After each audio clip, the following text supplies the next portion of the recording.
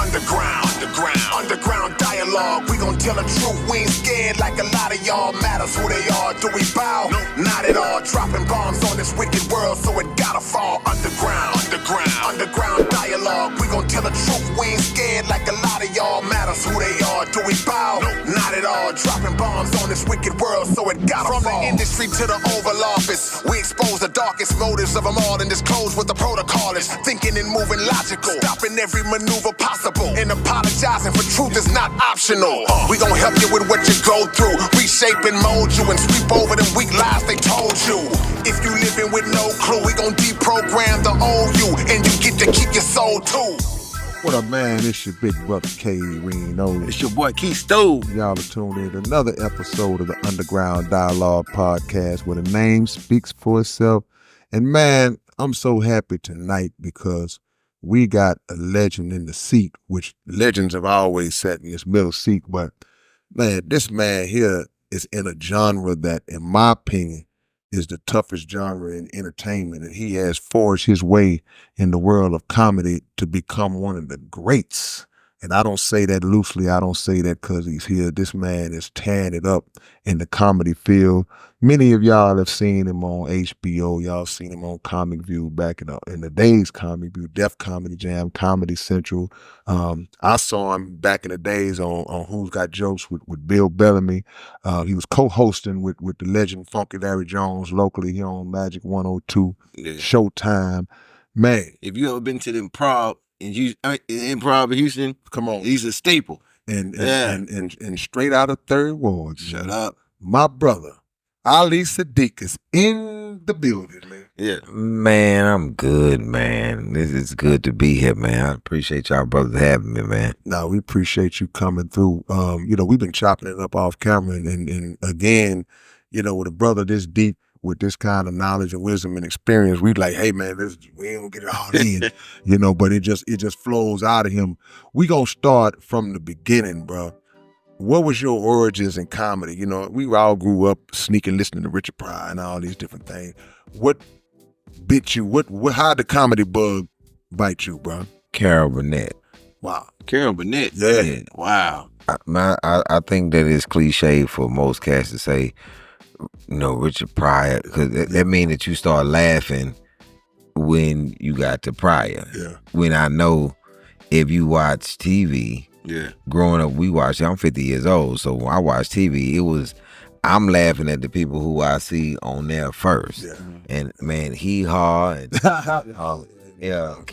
Benny Hill. Yeah. Oh man, come on. It was a lot of stuff that was on TV that was hysterical to me, but prior to that, even my style now is the style of my family. This is, people like, why you doing this? So I just tell stories the same way that I grew up hearing them. Yeah. And then the people in my family, man, my Uncle Mac, my grandmother, my aunt, then you just got funny people, my Uncle David, and everybody had their own type of humor. My Uncle David, real dry. And so my Uncle Mac, loud. And, because you got, you have two different sides of your family. So my grandmother was funny, both of them, so I'm just like them. So it's not me and you was talking off, and it's like when you told your boy to be himself. And had that translate to the stage. I'm actually just being myself. Every time I walk on stage, I don't have I'm gonna say this, I'm gonna say that. Man, let me tell y'all what just happened. Yeah.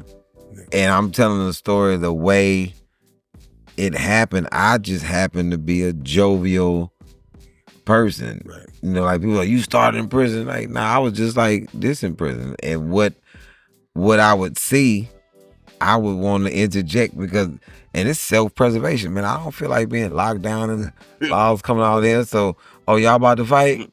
Oh, I just want to know this. Can I ask a question? So y'all that mad, well, I can ask y'all the question. I just want to know. Can I ask you a question? Okay, cool. Who is willing to lose 2 fights today? I just want to know, because Ali, what the hell you talking about? Okay, because y'all about to fight, right? One of y'all gonna win. And then them COs gonna come in here and beat the shit out of both of y'all. So somebody lost twice. Right, So I'm just trying to figure out who is willing to have that on today. I'm just saying, it's Thursday. You know, some people like getting beat up on Thursday. And now they laughing about what I'm saying. Even though I'm like, I'm only saying it because I don't feel like the people coming in this block tearing everybody's cell up, getting everybody on the wall, stripping everybody. Like, hey man, look, bro, I just want to watch Knots Landing. Knots Landing. Falcon Crest. Say, man, Knots Landing on this, dog. I don't have time for this. One of the ones in there that watch the soap operas religiously. Hey man, first of all, let's not act like, man, first of all, did you go to HBCU? Did I go to HBCU? I went to Art Institute Houston. Okay. Yeah. That's a dope spot. What you mean? You said like that in a credible. It ain't HBU. No, it's a credible. What you went there for? For computer science. For this right here. Yeah, what you doing? There you go. Yeah. Man, you know, if it was a college period that ain't doing nothing what they doing. Hey, Charles, what you went, man? I was supposed to be an attorney, now I'm a plumber. Exactly. House code somewhere. What I wanted to ask you, man, because you know, I rap. You got rappers, you got sing, bro.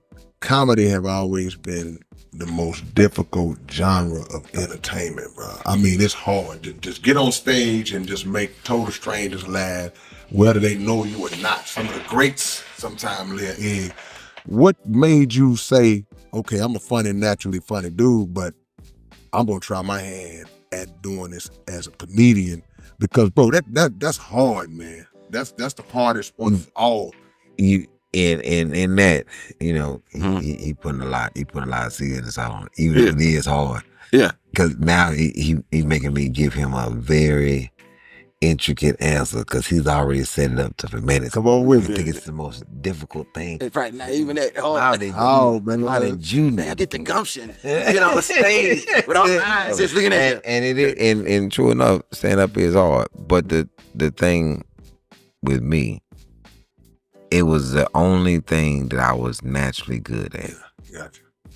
Yeah. Rapping like K Reno. So, it's hard. So That's the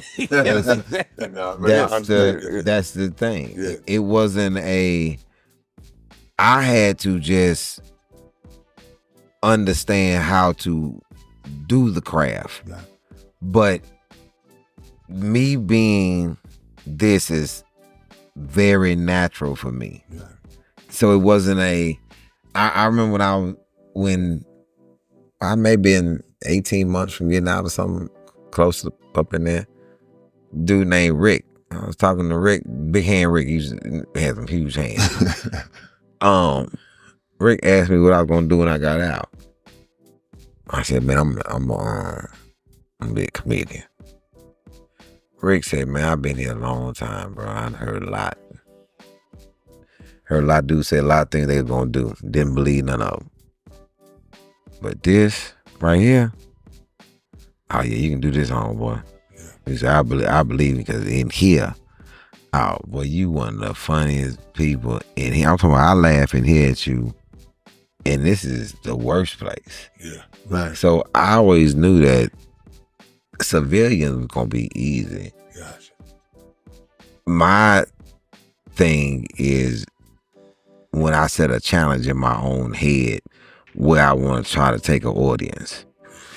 And it's hard in that aspect because you're trying to take people somewhere that they don't know you, and these people come here with already expectations. This is the thing that rappers don't get, or R&B artists don't get, or actors don't get. Nobody comes to even if your favorite actor is Tom Hanks. Mm-hmm. When you going to see a Denzel movie, you still going to see Denzel. You're not comparing Denzel to Tom Hanks. Yeah. Good point. If I'm going to see K Reno, if I'm going to to a Rakim concert. I'm not at K Reno concert wanting K Reno to be Rakim, and I'm not at Rakim concert wanting Rakim to be K Reno. I got you. I'm coming with the expectations of seeing the artist that I'm coming to see. Yeah. When people come to the comedy show and you at the club level, right? Some of these people out here don't have no earthly idea who you are, period, or your style or nothing. Yeah. So you gotta win them versus the people who know you a little bit. Yeah. You know what I'm saying? And then it's the people in there that want you to be like other people. Or why he doing it like that? And I want this type of comedy. Yeah. Because they comparing you to they're there comparing you to their favorite comic. I did that shit to you the first time I was about to see you. I said, "What's his name again?" I said, "Ali Siddiq." I said, "Some Muslim probably trying to be a comedian." I ain't never heard of a funny Muslim comedian. He probably would have dropped this and that. We catch him next time. And it wasn't to so many times we heard you. I just say, "Man, let me give this boy a listen." And when I finally got him to listen, floored. He's so funny, man. Yeah. I done seen him so many times over the years. And just like you said, you are always yourself. The Ali on stage is the Ali off the stage. He just hitting you with good polished material.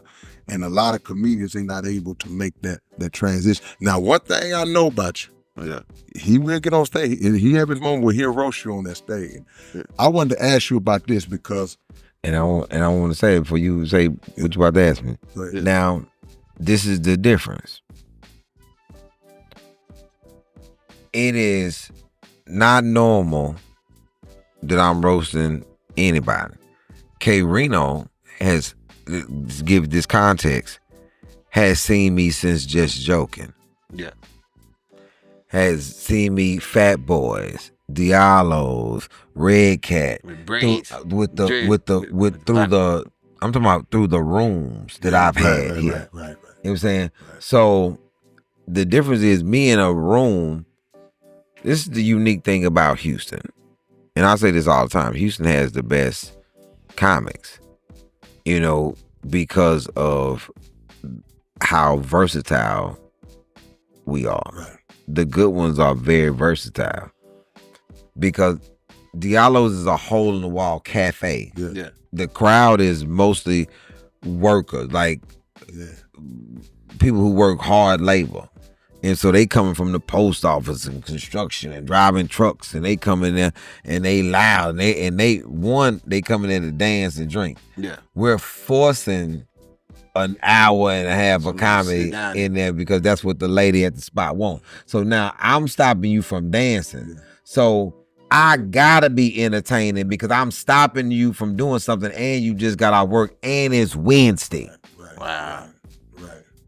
You know what I'm saying? Yeah. So now we going from that to Thursday night. Mm-hmm.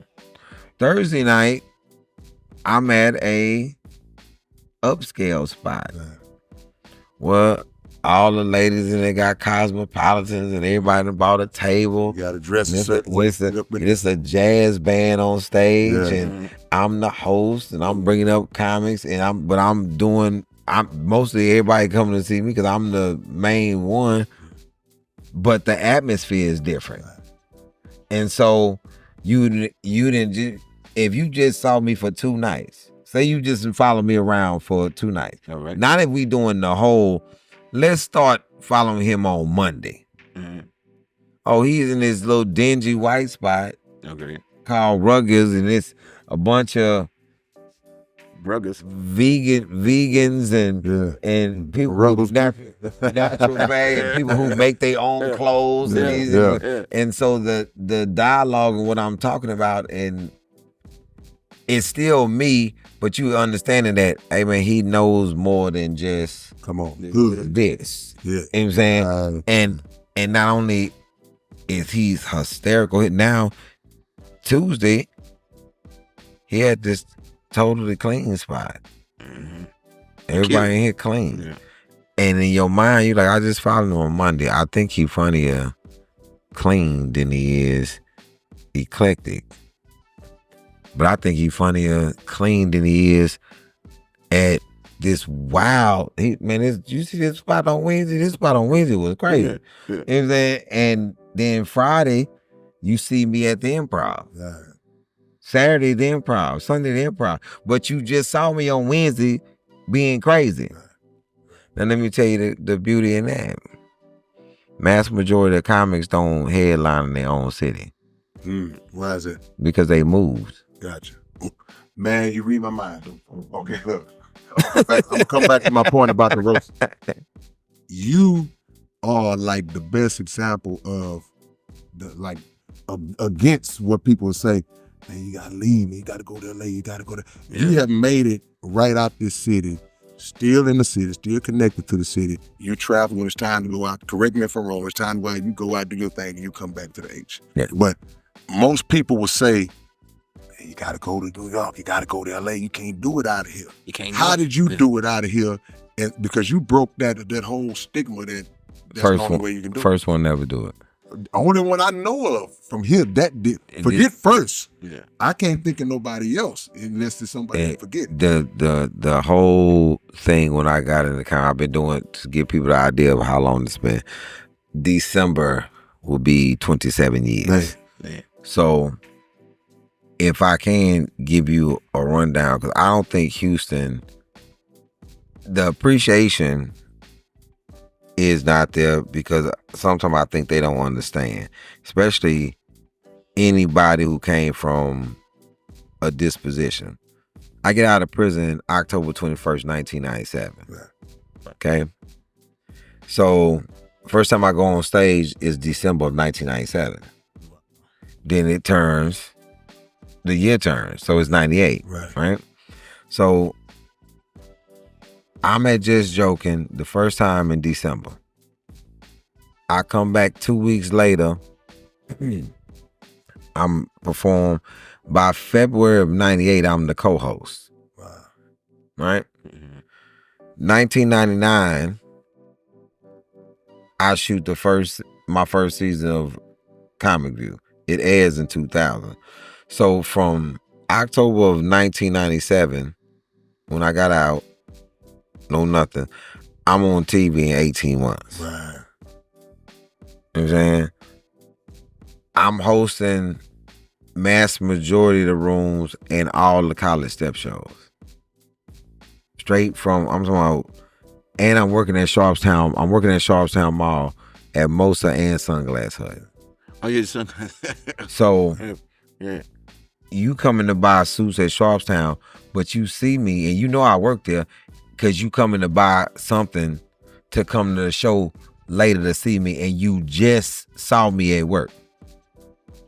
This is how locked in I was to what I'm doing, right? So the whole mantra is you gotta move in order to make it. I said, what? They're like, yeah, your city not gonna embrace you if you don't move. You gotta go away and then come back. Yeah. My mind said, that's stupid. They said about I said, why would you have to leave, go somewhere else to become a nigga? Man, I ain't going no damn well. Anytime I do something, I'm gonna do it from here, and then when they want me, I'm gonna make them come here. So most networks have came here and shot stuff with me here. And when I leave here, I fly to do their thing, then I come back. Even with my tour is set up to where I'm sit at the house 3 days out the week. So it's not, I'm connected to the city. I do my food drive here for 18 years. I do all my stuff here. So why would I have to go somewhere else? Because my thought pattern is this. If I'm from a place and I'm supposed to inspire the people that's from the place that I'm from, right? How do they ever see me if I'm not tangible? How do they ever benefit from me if I'm not tangible? Come on. Yeah. And if I'm living in New York and I'm doing everything in New York, now I'm doing what the Chinaman and any other person does this that has a store in a black community that don't give any type of funds, and they go back to their community. Come on, man. And so why would I be the person that would do that and not let the people of Houston benefit anything from me, whether it's taxes, whether it's whatever the benefit is to me, it's got to be from the crib, and the people got to be able to see me. I got to be tangible for the people that I say I represent. I represent the H. I represent Southwest. I represent Third Ward. But we never see you. Yeah. Why my kids? If we proud that you from here, why we don't see you here? But when people see me, I'm always here. And what is it? Kyle, what's this dude? I was in New York and I'm walking down the street and this dude stopped me. And he said, "Yo, ain't no way in hell you are who you are." Yeah. I said, "Who you think I am?" Tory Lanez. He said, he said, "No, man." He said, "You Tyrese." He said, "Man, you Ali Siddiq." I said, "Yeah." He said, "Man, you my favorite comment. Let me take a picture with Wolf." Yeah. So we chop it up all the rest of that. And then this is what was his main thing. Because he walked a couple steps down the street and he stopped. He said, "Yo." I said, "What's up?" He said, "Bro, you everything that's advertised. Because you damn sure by yourself." Yeah. Like you say that you roll. And I think the next week I was in LA and I was walking across the street and this dude said, "Ain't no goddamn way it's Ali Siddiq." And I said, "What's up, boy?" He said, "Boy, man, when you say that you about something, we see it. Like we see you. I don't move around Houston with no people. Come on, man. Why would I move around? You supposed to love me here. Why would I move around like that?" Yeah. And I see it. I think my city's supposed to be just like I was in prison. Man, if you put your hands on me in prison, boy, you in trouble. Yeah. Like I'll just be looking at you like, you said you gonna do what? To me? Yeah. You want too much? And you saying it loud? Boy, it's all type. Do you see this? Do you see this run? Do you see these people come out these cells? What? Do you see it? I'm talking about of multiple nationalities. Like what? Like you doing something to who? Nah, bro, you crazy as hell. Not him. It's always been like that with me because everybody who I run with and people who, if you around somebody and say, "Oh, I got a problem with Ali," somebody who know me gonna ask like really like what's your problem with it? Like what's your problem with it? Like what happened? They gonna come to whatever defense for me first based upon honesty. Ain't no way in the world that he did it like that or he meant to, or if that happened, bro, what you do? Yeah. Because I know this is what he prides himself on. I've been knowing him in whatever year that is, but I've never started a fight in my life. Yeah, I got you. Yeah. I'm 50, about to be 51 years old. I've never started a fight. It's always been somebody thinking that they could bulldoze me and I'm not going. So, like what? Like what happened? Yeah. And so if you into it with me, most people know it got to be something that you did. You think that a lot of that come from being a comedian? Because people try to put this perception like, "Oh, he's a little funny guy, ha," and they don't know. Yeah, comedy is what I do, but I still beat the hell out of you. I'm still a man first. It's not even about I beat the hell. Everybody knows me. If you've done business with me, if your kids been around me, if I've been in charge of anything that, bro, I do business a certain way. And my business, what I pride myself on, I don't think there's no blessings in bad business, so I don't do it. Come on, man. So the type of integrity that I have with things, there's no. It's like people who know me like there's no way. Right. Because and then we're calling. We're calling answer. It's not like he gonna lie. You know what I'm saying? So me and you, this thing, if you think about it, we didn't meet in a comedy environment. Right. We just met. Right. And it's before I knew what you did and before you knew what I did. Come on. And it's like I walked away and was like, no, it's not. He was like, well, it was like, wait a minute. He did say that was his name, though. Ali said rock with my boys, Jaden Knapp and Papa Doc. I see you in the bodega. I'm like, Ali just in the bodega with Jaden Knapp and them just chilling. I'm like, I'm the same way. Like, that's the fam. They're chilling. Yeah. And then it's always that mutual respect, like knowing, never seeing you, but knowing your work beforehand. Right. Didn't think it's one of them things like, man, that can't be no kid. KB don't ain't that tall. Can't be that tall. Ain't no, and then having him like, that KB, I'm like, but it's the same as when I meet Juice. I meet Juice in the bodega. Gotcha. Andrew Jones in the bodega chilling. Yeah. So, and I walk in, I'm like, I think I know that guy. Right. And they like, yeah, that's Juice. I'm like, I saw you walking the range.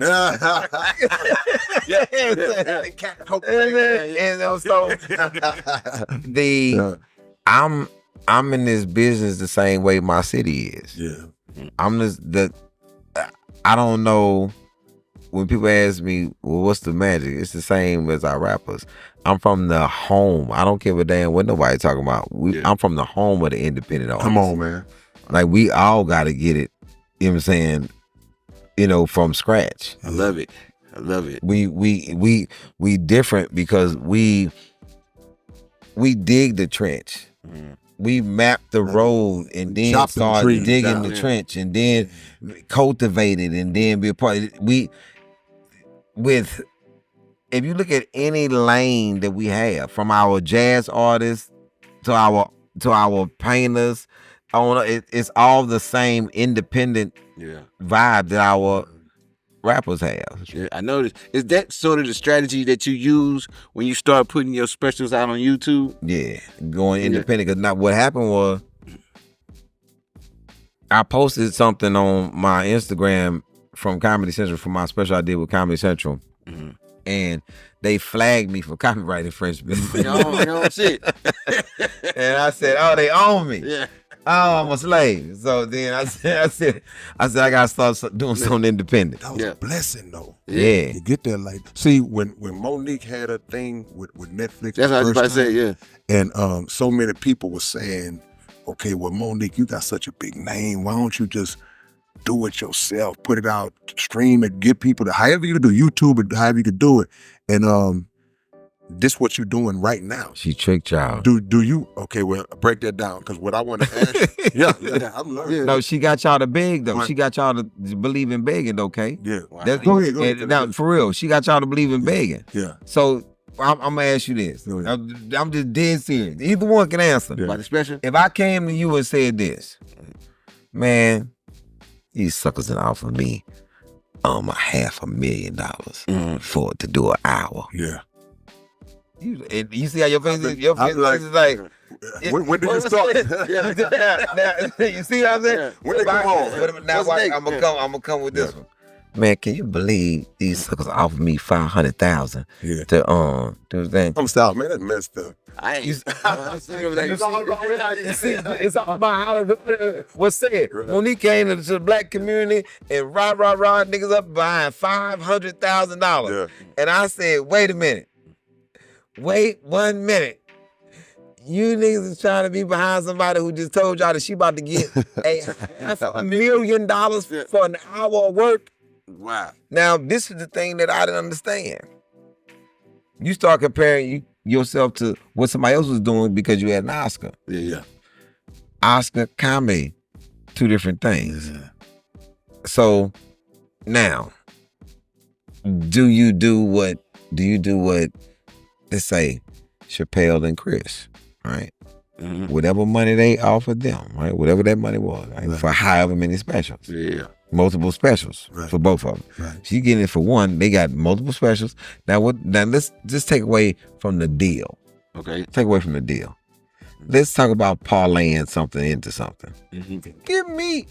Give me a half. You giving me $500,000, and then I can go on tour, warming up, getting my shit together. Like I can go practice Right. and make anywhere from $2 to $5 million more.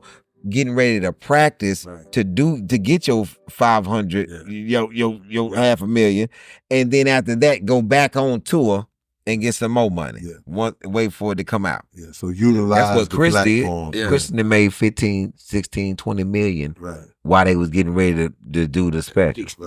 Yeah. Right. So I turned your deal, your $40 million deal, Yeah. or your $500,000 deal, you just parlayed that into $10-15 million. Gotcha.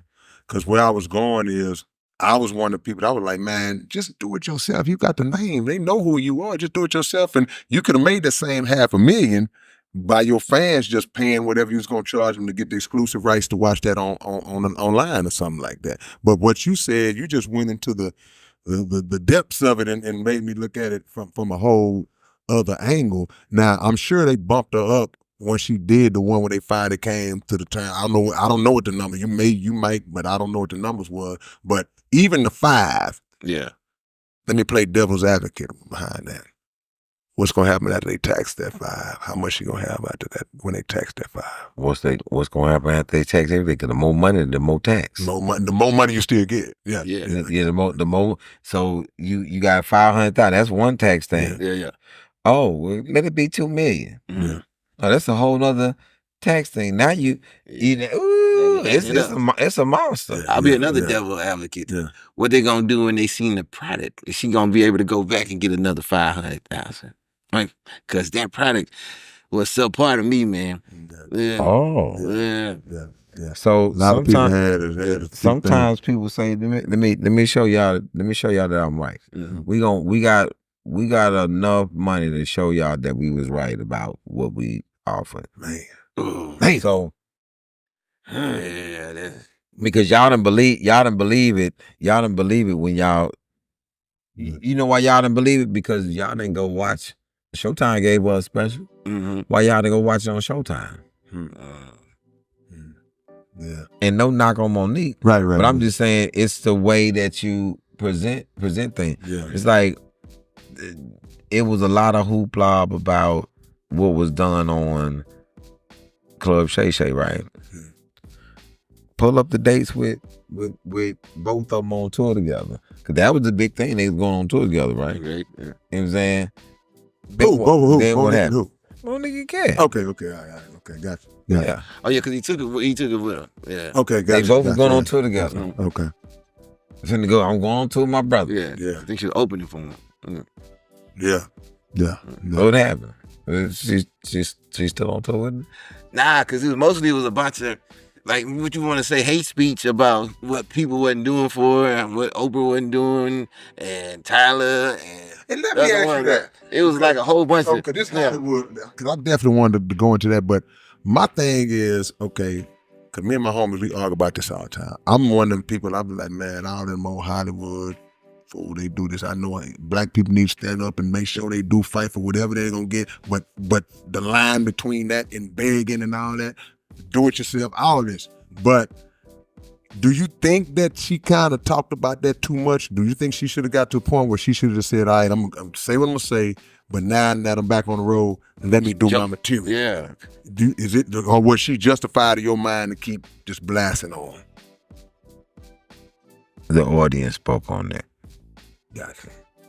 The audience said what they was tired of seeing. Yeah. Too much. What they was tired of hearing. Yeah. Most powerful person in Hollywood, Byron Allen. Yeah. Facts. Byron Allen. Now, when you talk about what black people don't do for each other in Hollywood. Well, what? Name all the black people that these other black people are saying that some other black people ain't did nothing for them. Name all the black people that they produce, because they've been in positions where they could produce somebody. Mm-hmm. Yeah, that's You true. know, that's one thing. I'm talking about, and I'm not talking about. This is the thing. I'm not talking about keeping you with me and coattailing with me. Right. I'm talking about putting you in a position for you to be boss up on your own. But so in the next 2 years, we both stand in a position to be able to do something together that's bigger than what I catapulted you to, or what the creator allowed me to get you to. Then who could you catapult? So you being on tour with me for 15 years don't put no money in your pocket, because then I get sick. The people don't know you no more but through me. Right. Right. And that's one of the things that my mentors shielded me away from. DL knew I wasn't gonna be on the road with him forever. Yeah. So I got 4 years. It was like college, like high school. I learned everything I need to learn in the 4 years. Then I moved on my own. Then I went to another school for 3 years to get a master's with another kind, and moved on from that. And then now boom, went through these trenches of getting prepped to be on my own. So I'm a doctor. But I'm in my first year of actually practicing now. Right. Yeah. I'm on, and I got to start in the emergency room. It was been time before I get private. You had the training. Yeah. And so I'm shadowing, and they prepping me to be the head on my own. Right. So now I'm here for the last 5-6 years. Yeah. And so the first year is, how long is you think he gonna stay through this prepping? Next year is, okay, you getting a little bread. Year 3, let's see if he gonna cash out or drug out or scandal out. Yeah. Right. Now we in year number 5. He had some bumps, but he pretty strong and still and getting stronger. And he been on his own for the last 8 years. Right. You know what I'm saying? So on my own. Yeah. You know what I'm saying? Producing specials, producing albums, writing books. I'm talking about spending my time that I was in school in this craft, spending it into to a 27-year career. Yeah. If you don't have a branch, like I know what branch I come from. Right. You know what I'm saying? And on that branch, it's other guys that come off of that branch.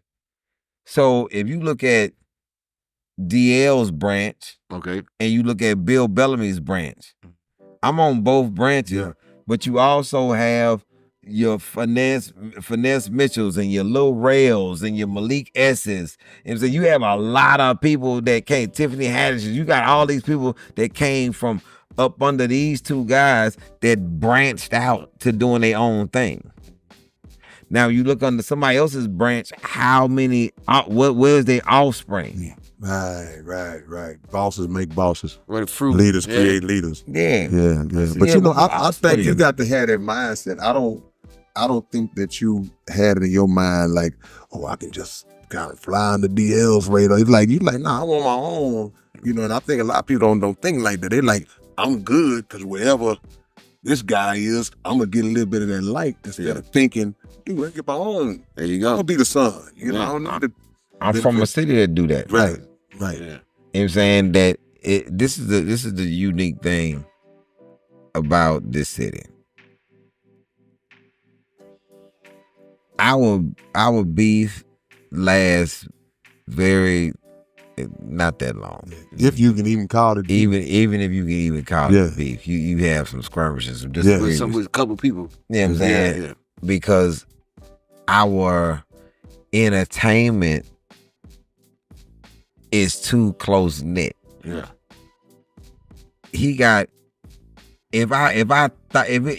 I don't think it's an artist here that I could think of that he probably don't have in his phone.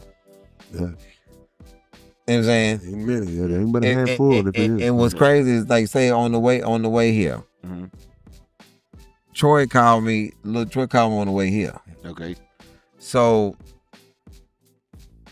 in this atmosphere, if I see Bun, Slim, Kiki, you, Ro, it was in Sauce, And if I see anybody, propane, if I see anybody, B King RP when he was living, it's the I'm telling Lil Flea. I don't care if it's the Ghetto Twins. Yeah. If I see Willie, Brad, you know what I'm saying, Bushwick before he was going RP, but it was nobody that I saw that I wasn't like, what's up, nigga? And it wasn't like, this is a personal what's up. All from different sides of town. You know what I'm saying? Yeah. So, man, you know, I used to love running into to Calleon. Yeah. Cause Calleon will be somewhere that you ain't thinking Calleon gonna be in here and they eating a salad. Right. You know, and you run into J Boss. Our community, our entertainment community is close knit. So in comedy, I'm the same way with who I keep around me. Like whatever my connections are out of town, they gotta have the same characters of the people that I would be hanging out here. I got you. You know what I'm saying? So I'm not coming in nobody's city to get into nothing, so I'm not gonna hang with people who get into things. I don't hang with people who get into things here.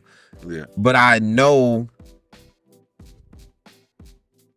it's more family here. Yo, what's up, people? It's your boy Ali Siddiq, man. Y'all know me from whatever y'all know me from. Listen, people, make sure y'all check me out on Underground Dialogue, people, man. Make sure y'all support Underground Dialogue. Come through, tag, support. Hey, man, do all the things y'all supposed to do. And send us some change, man. You know, one of the things, send us some change. Underground Dialogue, H-Town, all day long. Hey, Rita, what up, man? You know, it's more, I wouldn't want to be from them other places, you know, because they don't have the groundness of what my city is. It's a vibe that it's hard to explain. You just got to kind of live it. Yeah, you got to be from out this way. Yeah, I used to tell Kay for that. It's certain you grow up with what I didn't even really care to listen to too many other people that was outside of Houston. The music that I had was almost strictly Houston. I think the way we do things is so different, and when you underestimate what we doing, you look crazy when you find out actually what we doing. Like you look crazy. Yeah. Like one of these, man, Sauce that said something on the record, and he said, man, if your main cat, his whole ideology was to sell t-shirts and say your hood, then that's a passe type of thought, right? And I thought about this line. I'm like, damn, he was selling t-shirts in 86, 85, 86. You know what I'm saying? My man Kid Styles was airbrushing t-shirts in 91. No doubt. Man, we just talking about Kid Styles. Selling, you know what I'm saying? Selling t-shirts. We was pressing t-shirts, and folks had Letterman jackets, and you know, people was stitching, selling letters to put on hats. Embroidery. So all that, we've been owning, we come from a city of black people who've been owning blocks, neighborhoods. So we got a black newspaper, and that lady at the 4 Times, the 4 Times prints the Cougar magazine for U of H. So it's like when we talk about black business, we've been doing black business for years. We didn't need somebody else's example to do black business, because we've been black business down here for a long time. That's a fact. You know what I'm saying? So when people, y'all on this trend of black buy black, like what you talking about? What you think we've been doing? Yeah. Who you think was people just saying it, but we've been on it. We've been on it. Yeah. You know what I'm saying? So I'm not impressed with what most people be doing, because I've been around this environment of being on this for so long. Yeah. You know what I'm saying? No matter what side of town it is. It's the funniest thing in the world. Me and Keisto, we was at the KRS-One concert a few weeks back. Dude, I ain't gonna say who he was with, but he was trying to set up his t-shirts to sell shirt, but he was in the wrong spot. We telling them, I'm like, dude, you need to set up out there, that's what action is. You're like, no, man, we gonna do all that. Then we seen that dude by the hour in when the show started. He had already shut his table down. He was done because we looking at he from New York. He's like, dude, he doing out there, not a hustle. It's like, dude, why would you set your spot up way your shop out the way and the people over there? So basic principles of like just hustling. I'm like, we laughing like, he don't even know what he doing. Because this is the point. He wanted to be comfortable. Where he was at was where the air conditioning was at. Right. Where you needed to go was outside. Money where at, people was at. it's hot where the money at, but get the money. He wanted to be comfortable. Later. He wanted to be comfortable and chill and go home with that bill. Yeah, we just know it. Say, man, what would have happened if Tata would have been out there? Bro, look. I ain't even have to say it. Do y'all understand? I just named a random person. Look, Tata, Lulu, I said point blank. Yeah. My brother. Yeah. I say, in that crowd like that, Blank would have killed them people. I've seen my partners that Blank and Carl, they hustle like that. It could be a event that got 31 people in there. Mm-hmm. And Blank will make $1,000. You know what I'm saying? Because it's all about what you got in you and how you know how to grind. Man, J Nab, Papa Doc, come on, African Tata, he would set up, man. You'd have been, hey man, they selling dashis outside. You like, oh, Tata out there selling dashis. Come on, man. Man, this is the home of the hustle, man. It's hustle time. We gonna hustle. My daddy's slogan, man. We don't hope, we hustle. Come on, man. You just read my mind. That's what my next question was gonna be. Cause I was gonna say, yeah, we get a lot of this stuff from Houston. But a lot of stuff, you remind me of myself a lot of times, especially when it comes to your pops. And your pops just recently passed? In 18. In 18? Yeah. You know, look, that's mine's right there. He just passed not too long ago as well. Yeah. And the way you talk about your dad, the same way I talk about my dad, like we was this when we got older. Yeah. Wow. But I think a lot of the stuff that people can relate to you comes from that relationship and what that your pops put into you. Because I remember this one thing you were saying about the crab legs. my first crab boil was my daddy. Real pops will be out there. It don't matter what it is. Just go ahead and get it. Just go ahead and get it, man. And that instills something in the son, man. And I see that in you. So if you don't mind, I would love if you could just let us get to know your pops, man. You could spill a little bit about it. Yeah. Start crying. Let's talk about the pops and the relationship he had and the effect he had on you, man. And your comedy. Man, I do damn near. I'm a lot like my mom, but my pops, man, the what is it called? So my mama's the suit, right? Yeah. My pops is all the accessories. From the shoes, the watch, what I'm gonna have, put something on my collar. My pops, man, he polished me up. And I do a lot of things like him. Like I like my fish sandwich with mustard. Yeah. You know, and just like he did, I buttoned my collar up to the top since I was 6, just like he did. He was, man, this dude here. If I tell you, this is one of the, and he was as we got so tight because he was so honest with me as we got older.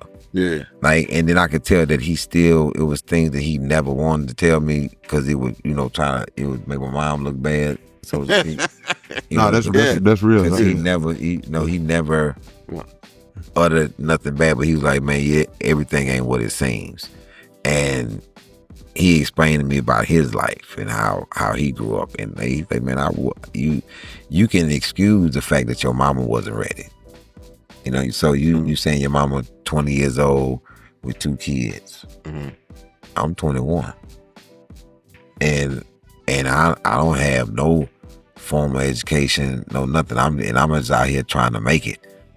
So I'm not excusing what I did. And me and him had some deep conversations about responsibility and character on certain things. So I told him one time, I said, man, it's weird to me that you can, like outside, like women that he would date, their kids would talk highly of my pops. Oh, really? Yeah, he's always been there, and like, who is this? Always been there. Always been there. Okay. That's what we doing now. That's what we doing now. And so as I used to hear this thing, I used to be mad about it. Like, this nigga ain't always been there. Yeah. But then, as I got older, I looked deep into the psychology of this. Some people in life have, even with say they have a spouse, right? And your spouse will say something. If K Reno wants you to do something, you get up and you go do everything you need to do, K Reno. Yeah. Well, I asked you to do something, da-da-da-da. So it is sometimes in that we find more, so to speak, honor, or like this. Not saying you like this, but if somebody says something about you, K Reno, like, man, that nigga, that's my nigga, he come out every time I need that nigga come through.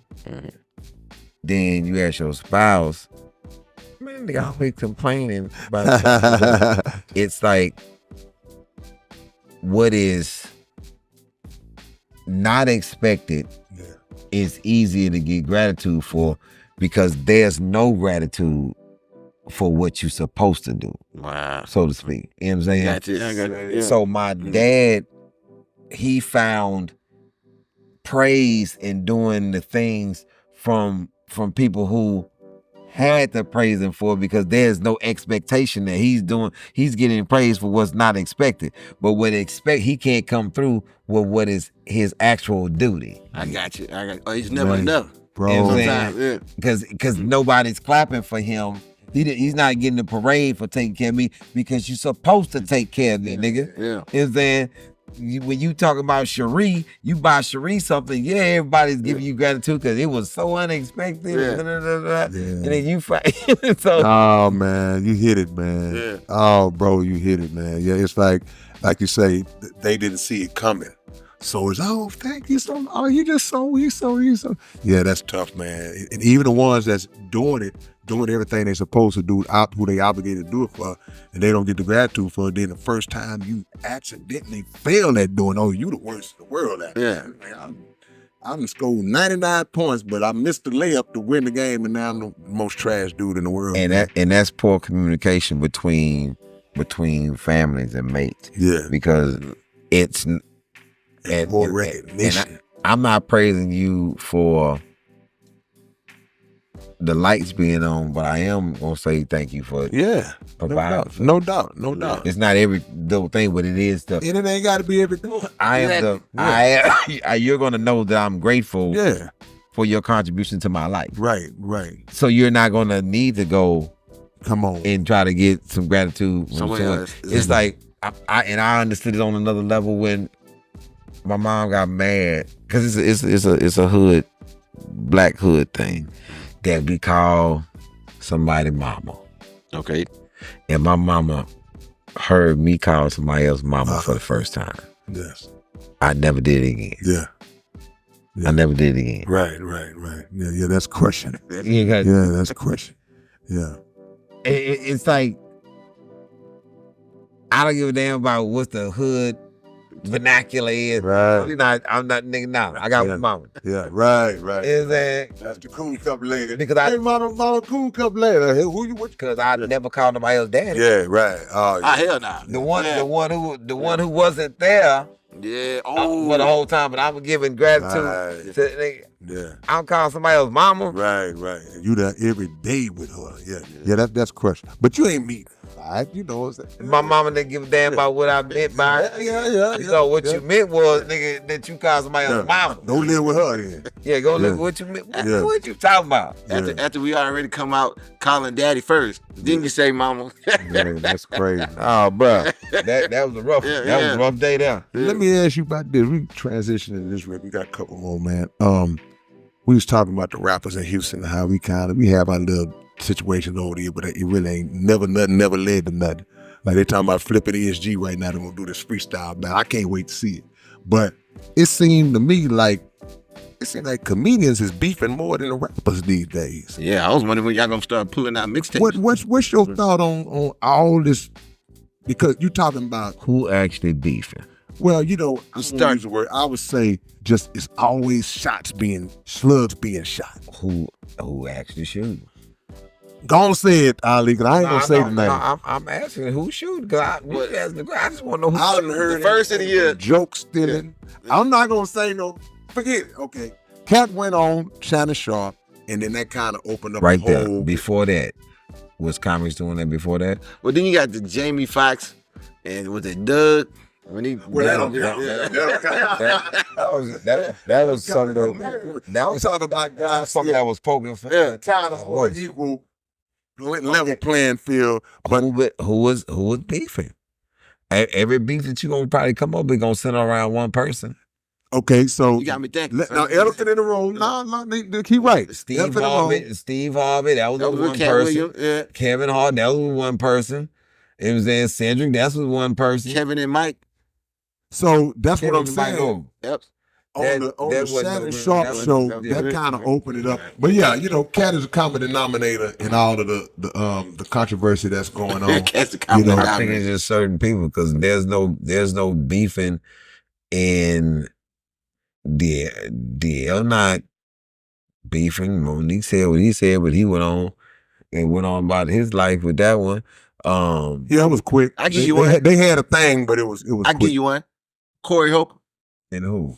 and everybody. That's just Corey, that's Corey's show. Yeah.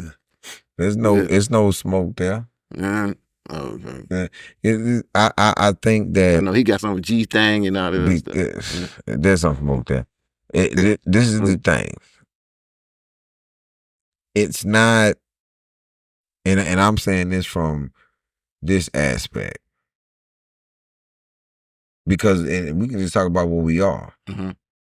right now. What we are, if we was beefing and we was on Wood Fair, Oh, that's something different. Yeah, I got you. Yeah, I got you something. Yeah. Touchdown. You that's like it's that. nothing. Yeah. It's not what they doing is clickbait. Mm. And on all sides, because man, when it's up, we know the people that it's up with in the people know the people that it's up with in the comedy world. That when it's up, Yeah. and then and it's like Beetlejuice say their name 3 times, Mm. and it's up because y'all you got the first time was enough. Mm. Man, people don't really. I say this with a smile, man. Everybody who you think that them boys, I don't live in Hollywood. I'm put like that. I don't live in Hollywood. Yeah. I don't do Hollywood stuff. I don't do That's my none next of it. question. So there's no whatever that I'm not beefing with nobody and I'm gonna be in the same room with them and it ain't up. Yeah. Gotcha. Because it's up and that's a difference between real life and what you would really do in these streets. Yeah. Yeah. Because you I think people would it's the terminology of talking from a safe space, right? Right. People think that talking from a safe space is because you with a crew of people. Right. That's one safe space. Internet is another safe space. That's a fact. Cause as soon as you say it out in public, then it's on everybody's radar. Anything happen, the police. That's why in the streets I never argue with anybody loud. Yeah, cause you, you probably got that from jail, huh? Calling the police. Yeah, no, I'm talking about in the streets before I ever even went to prison. I've never argued with anybody loud in the streets. Yeah, cause they call that a phone. Because when I flash on you, the first person they're gonna say is, He was already turned up when he walked up on him, and you know what I'm saying, he was, they had words X, Y, and Z.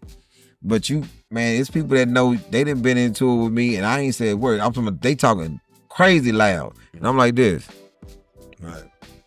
And then They're loading up. you somewhere at Harlem Nights drunk one night, and I come put my hand on your shoulder, and you got a snub nose to your neck.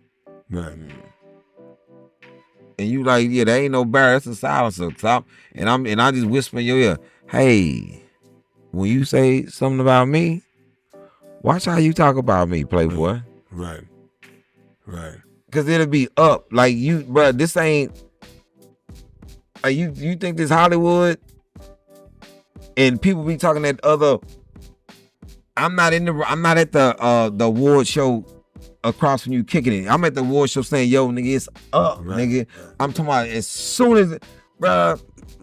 as these goddamn cameras go off, boy. Yeah. I'm not finna play your little fake beef game. We ain't finna die. No, bro. I'm talking about from the first time your funk ass say something about me, it's up. Cause see, you talking slick. And I'll let you save face. I'll let you say, cause I'm gracious. I'll let you save face. Cool.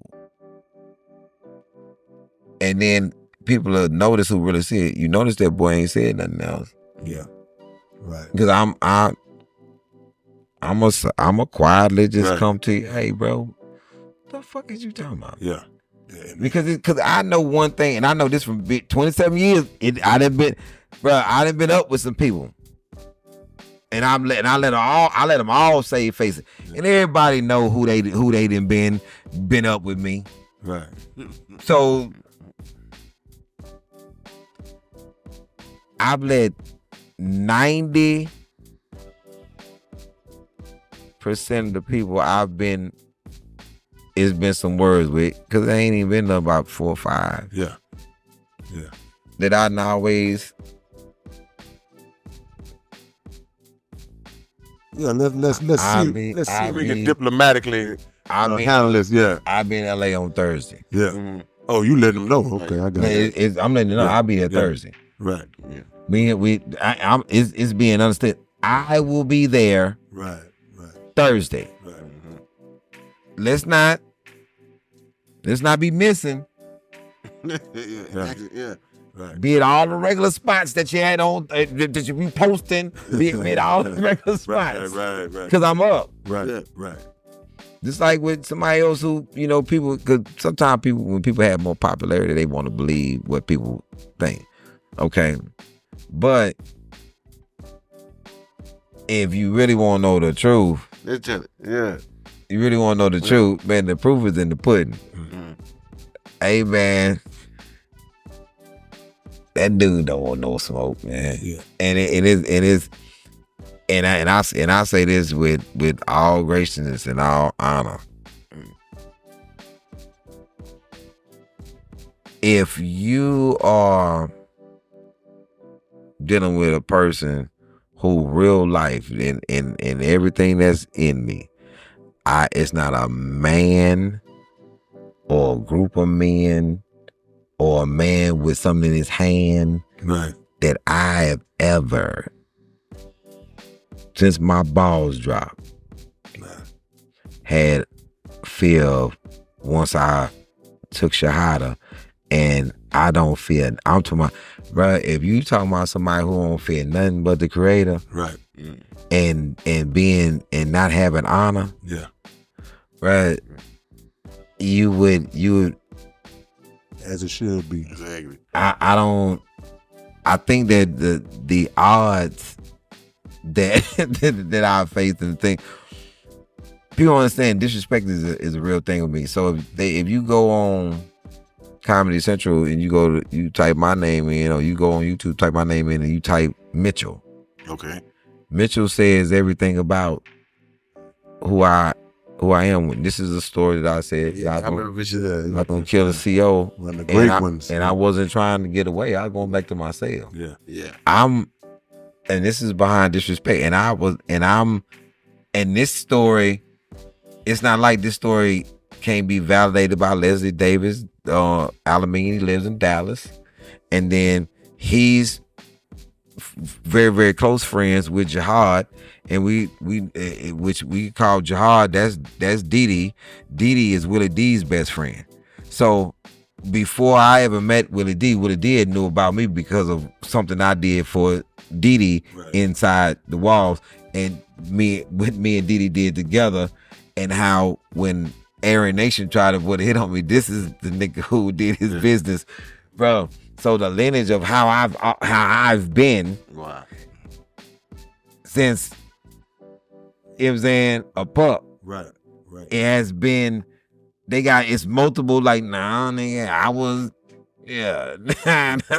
Like kids start to tell everybody, hey man, you want somebody who cool as a cucumber? Yeah.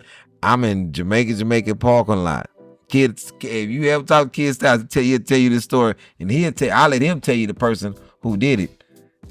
Man pulled a gun on me in Jamaican parking lot. Cause I was talking. Okay. It's on my little sister's grave. It's on my children's life. Nigga put a gun on me. And this is my reaction. Take K, the one that pulled the gun, and you kid. Okay.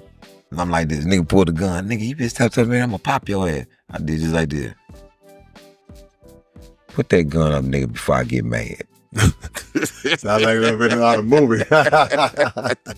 And I turned back to talking to kid. Yeah. And kid looked at that nigga like, that nigga just told you. Yeah.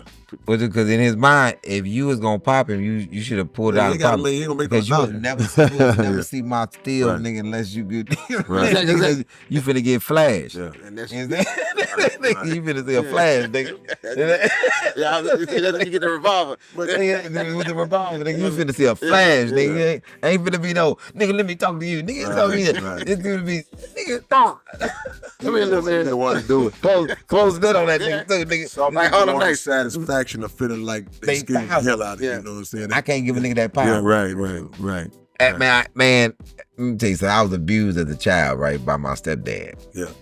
And I decided then I never give a nigga that type of power on me. And so you did that when I was a kid. Yeah. I'm 7, 8 years old. Nigga, by the time I was 10, you lucky my mom was away from you, because nigga at 10, I'd have killed you. At 10, he'd have got it in, yeah. At 10, I'd have got it 10, on. I understood I can actually pull this off. Yeah. So that, I think that certain things, like Mike Tyson would have never became Mike Tyson if they would have never took his bike. Right. Yeah. You know what I'm saying? Right. Stole his pigeons or whatever it was. So it's certain things that happen to you as a youth, and you like, man, that feeling I can never Pivotal have moment. that Yeah, man. It's like I can't live with myself. I can't ever let that happen again. Like the bully in school or something. It's like, nah, that's a pivotal moment to say, this can never happen again. It won't happen. And I got to live with how I felt when I let him take my life, whatever it is. Man, yeah, whatever that was. Yeah. And with comedy circling back to that, yeah. I wouldn't feel right if I didn't do it the Houston way. Yeah. I don't want to be associated with no other city. I Right. don't want to be, it's comics that's from here that people don't know they from here because they've been somewhere else so long. Right. And then they got that LA, and I know they got that LA on it because they say shit like this. Hey man, I'm gonna be coming to Texas next week. Nigga, what the Texas? fuck is What you you talking mean? about? Nigga, where is that? Nigga, you know how Put a stamp on that. nigga said, nigga, I'm gonna be coming to Texas. Texas is Nigga, but you from Houston. city, yeah, That's just all I'm talking about. You be coming to Texas. KRS-One kept saying that. The city that you from is bigger than the city you in. Yeah, Exactly. yeah. Talking about I'm going to Texas. Wow. Like you don't know that you from Houston. Right. Like Hollywood ass boy. Right. You know what I'm saying? Look, because you have like I say, you so homegrown, bro, and you just, like I said, you always come back to the crib and centered and located with the crib. Did you even have any like experiences with that whole Hollywood life? Like everybody talk about, everybody on the Diddy parties and stuff like that. Now, I know you don't get down like that, but have you ever been in a position where it's like, now let me go, been like in the environment and then had to move the hell around? Nope. Yeah, gotcha. But man, you know what's weird? I've been in every network. Mm-hmm. I've been to a lot of parties. Right. No person in a audition, no person in a casting. And I was talking about, it's amazing that I done been on these same couches in these same places and nobody ever decided. trying to grab your balls right now. Middle of us doing a talk and say, hey, would you like me to suck your dick? Nobody's ever said that to me. Like, I don't give out the persona that you can say that. Yeah. I don't give out the persona that you can do that. Yeah. I don't. When I hear it, every time I hear it, I don't give a damn who's telling this story. I'm like, so what did they see in you? Right. And just think, just go back to mentality of being incarcerated, where everybody is on the hunt for something that's weak. Right. Wow. I'm living like that. You trying people that you know that you can try. Yeah. Because you have something that they want. You dangling something. Oh, I almost had it. You know, like that man who dangled $1. Right. Almost. Really, that old dude. You have people who want something, and then it's like this. If you really want to know, everybody in Hollywood owes somebody something, but they don't owe nothing nefarious. You know what I'm saying? Because Lou Gossett Jr. came up off of Lou Gossett being Lou Gossett Jr. A lot of us black, you're not gonna diminish black talent by saying that we all did something under the table in order to come up outside of you. Right. Wow. You feel what I'm saying? Gotcha. So I'm not gonna ever diminish, because the one thing that I noticed that in the exposing of everybody else, you never expose the person who asked you to do this, or the person who told you and Ludacris that you was gonna be this. You never said their name. Nigga called me and asked me to come to the it'll be on Instagram. That's what I was about to say. Vivian Knight, nigga, is a part of the if you saw them, you know what I'm saying, who are they? You never said who they were, but you wanted to say this person, that person, that, because you do what people do. And like in the hood, when somebody kills somebody black, you know that's something of no consequence. But you didn't kill. That's why I say this. I don't give a damn what hood I go to. You better not put your funky ass hands on me until your tough ass doing that to them white boys. You know what I'm saying? Because your tough nigga has to do whatever to the white boy. You do whatever to a nigga, but a white boy come through and you just look at him. What is he doing over here? He about to, nigga, and then I come through. Nigga, what you doing over here? I'm with the white boy that you ain't did shit to. Get out of here. They run for the same, man. You know what I'm saying? Don't try to do what's not of consequence. Exactly. Why do you think that they don't? Do you think they don't mention those names because they still want to be immersed in that world? Like, I don't know these jobs. I can't speak for them, but I just know your actions. Right. This is one thing. This is one thing. Is this?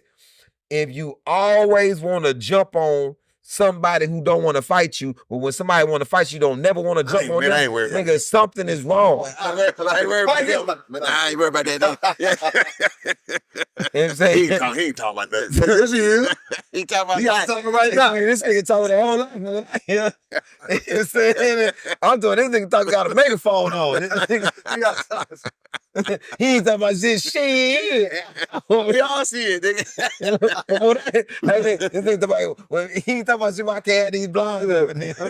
T-shirt with those names on, say, come outside. He ain't talking about shit. He talking a whole lot of this. Man, that's crazy, man. That's That's crazy. Let me ask you this. Yes, sir. Because one thing I've noticed from when we talk about all these other comedians, one thing I noticed collectively, they all hold you in high regard. Yeah, man. And I love how we can talk about the stamp of Houston, stamp of the South Side, and all these good stamps that you got on you, man. But do you know personally the greatness that you're walking in right now? Man, come on. Because you are becoming one of the. Dave Chappelle is really good for creating stories and taking you one way, and then next thing you know, you right over here somewhere. You've been able to transform that, but at the same time, you do it in such a way where it's detailed, like so detailed with everybody's name, Master storyteller. master story. So I just wanted to know personally, because I've seen this from all comedians. Even the time they mention your name, it's held up with a high regard from God for everybody. The best of the best. Yeah, the best. I just want to see if you knew at this time and Take them flowers. Yeah, do you know the greatness that you're becoming and walking into? I know the effort that I'm putting in to be better. Yeah. I'm one of these cats, man. I don't listen as much as people think because I don't want to be stagnated in that limitation. It's every time I try to put something out, I try to make it better than the last one. Yeah. Like I really put an effort into making it different and better, and then trying things in the business that's new. Like putting out Domino Effect, that series, full special. Yeah. Nobody had ever did that, and I just wanted to see could I. And that's a part of trying to be better. Okay, one special, cool. Another special that's tied to the first one. Yeah. That's different from the first one. Cool. Can you do it again? And then go to 3, make 3 really energetic and funny from another, and then make 4 2 hours. You know, even 2 being in black and white. Yeah. You know, and shooting. And then when people say, well, did you do this? But did you know I shot 3 and 4 in the same weekend, Friday and Saturday? Wow. Now, You know what I'm saying? That's the thing. Did you know I never ran 2. I just went out and did it 1 take. And it's crazy because you have the background that's going and changing. Paying homage to Bill Cosby. Yeah, and the lights is going lower. So watch this. Yeah. Every time somebody asks me something about it, I can give them another detail that they didn't pay attention to because I know how intricate it is. I noticed. Yeah. So Domino Effect 1, shot like it's 1985. Okay. Paying homage to Richard Pryor live on Sunset Strip. Yeah. That's why it was shot with the same filters and everything to make it look old. And I started in 1983. Black and white, paying homage to Alfred Hitchcock. Somebody That's what that was? You know what I'm saying? And making it different to where that the black and white part that I'm telling a story from the past, and then when I bring in the current people, they in color, that's present. Yeah. You know what I'm saying? And me and my sister talking about it for the first time ever on camera. Ever talking about it, period. Not even on camera, off, nothing. Me and my elder sister never talked about me and my sister's death. Right. This is the first. So then 3 being an understanding of how prison starts when you get arrested. In this whole process of how that thing, and giving people intricate details of what they think. Oh, you think people just get their time? It's that shit you see on TV. They just get their time, and these niggas go under a blanket, and these niggas ain't sleep. Yeah. These niggas eyes open, blanket. contemplating. These niggas up under the blanket. I remember in jail when they get their time, they have a whole bunch of hair, right? As soon as they get their time, aggravated. Everybody get ready. So. And that's getting ready because they're going to cut your hair at the walls anyway. Somebody already told you that. When you go to die, now they're going to cut your hair. So you just go ahead and cut it because you don't want them to do it. You know what I'm saying? So it's me trying to do something different. Like this weekend, I'm in Dallas at the Majestic Theater. Saturday and Sunday, right? We shooting 3 specials. Nobody's ever shot 3 specials in a weekend before. Wow. And it's like, well, you think you can do it? My normal thing is I shoot 2 in a weekend. Right. So what's the difference between shooting 2 and me doing another hour about something else? Yeah. You know, so it's these things of trying to. If somebody said that I was great right now, people would dispute it because I don't have movies and sitcoms. But my thing is, I don't think that has anything to stand up.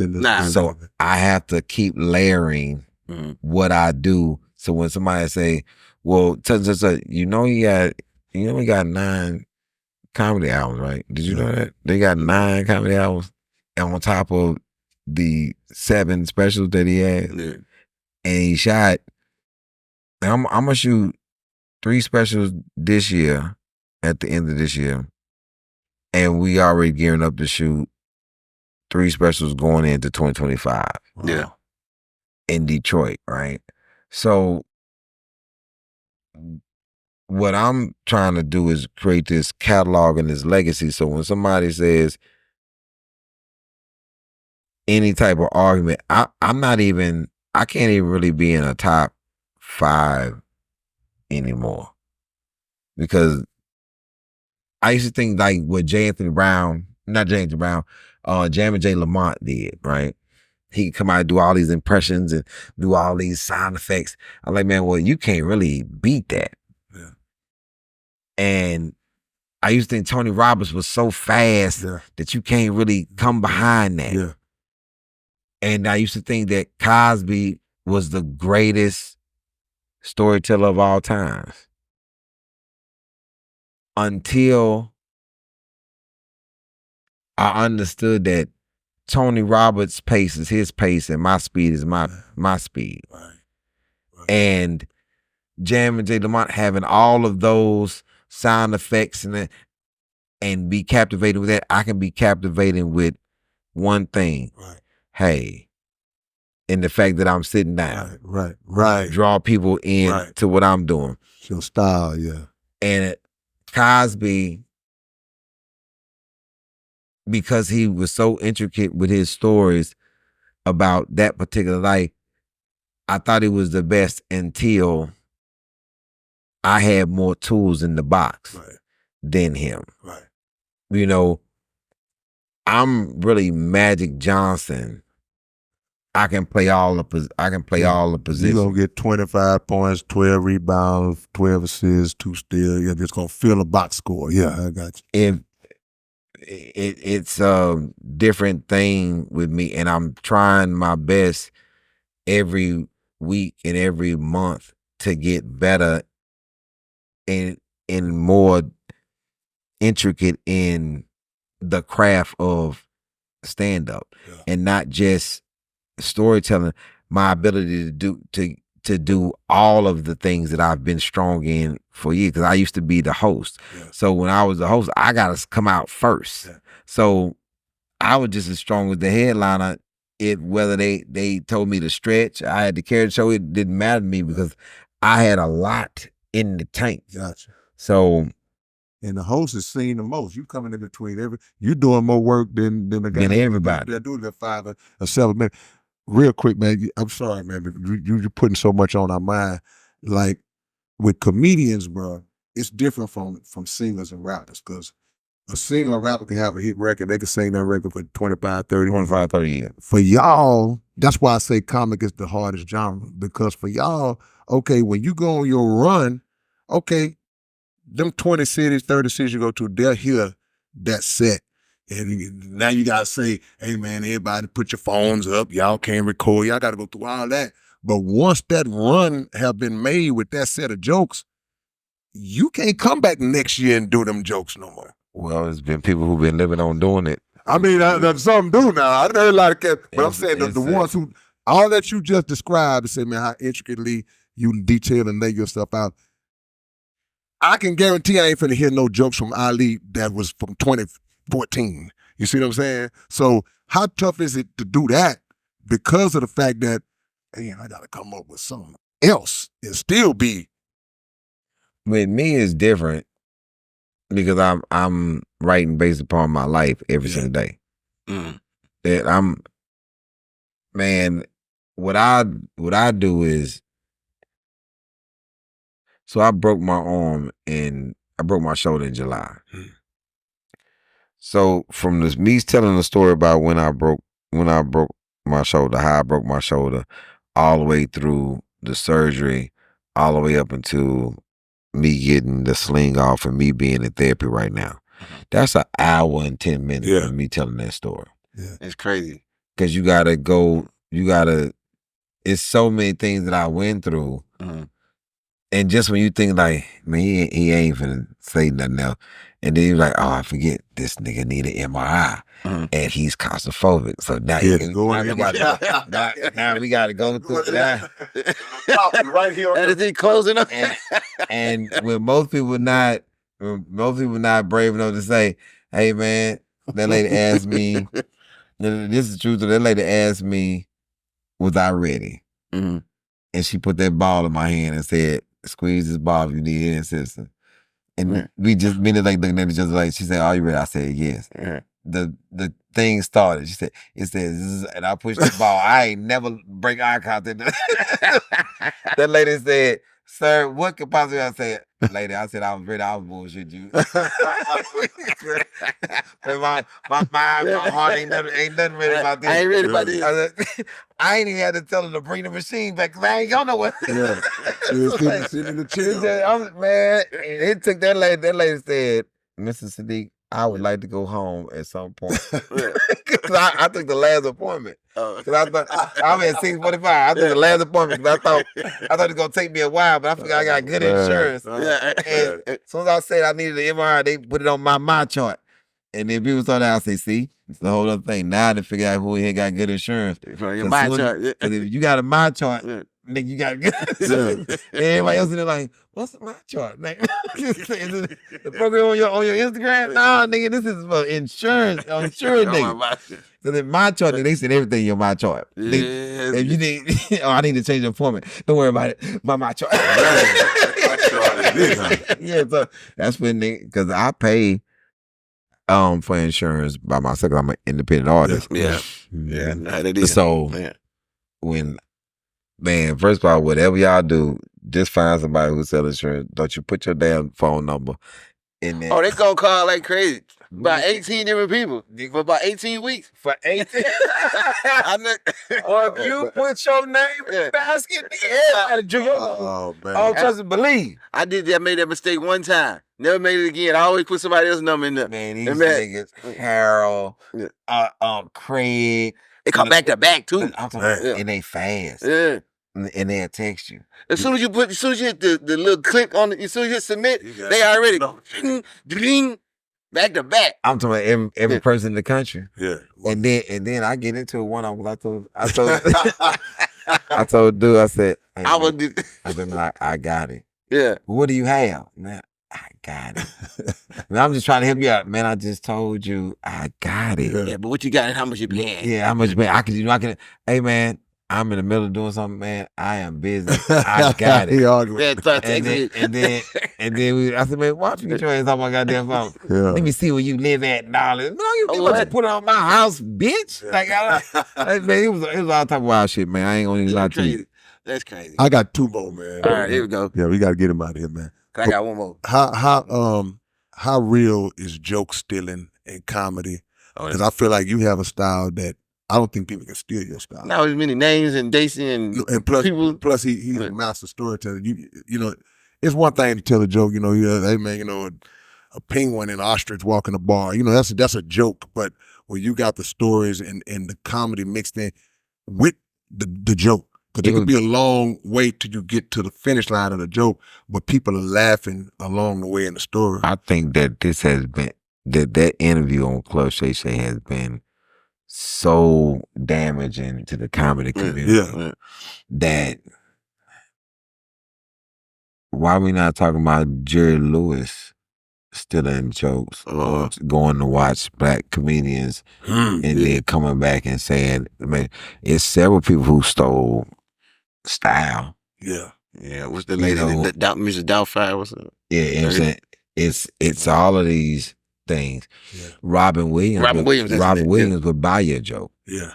Wow. You know what I'm saying?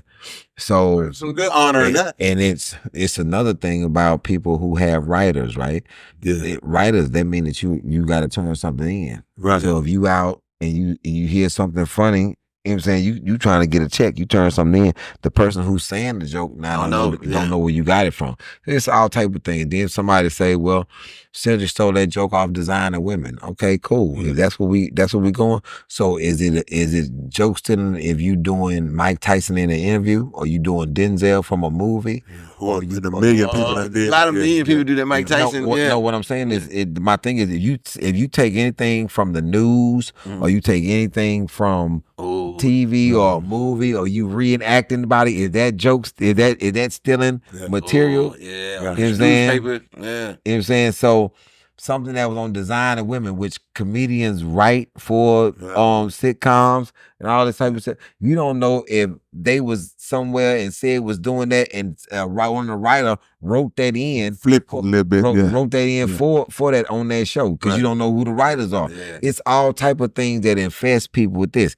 Now, when you can look at somebody. What's crazy is it's people now that are mimicking other people that we grew up watching. That's mimicking them. That. And selling you things, is the difference is life stealing, because if you've never been a thug and you portraying that you a thug on stage, or you never been a pimp and you saying that you a pimp on stage, are you life stealing? Right. It's a lot of goddamn type of stealing, because see, it's like, I think most of these cats are like people that fly Southwest, you know what I'm saying, they be in a wheelchair to get on first. Nigga be like my cousin been in a wheelchair, he's all like, that nigga be like, where's your real goddamn wheelchair? So you only got a Southwest wheelchair, nigga?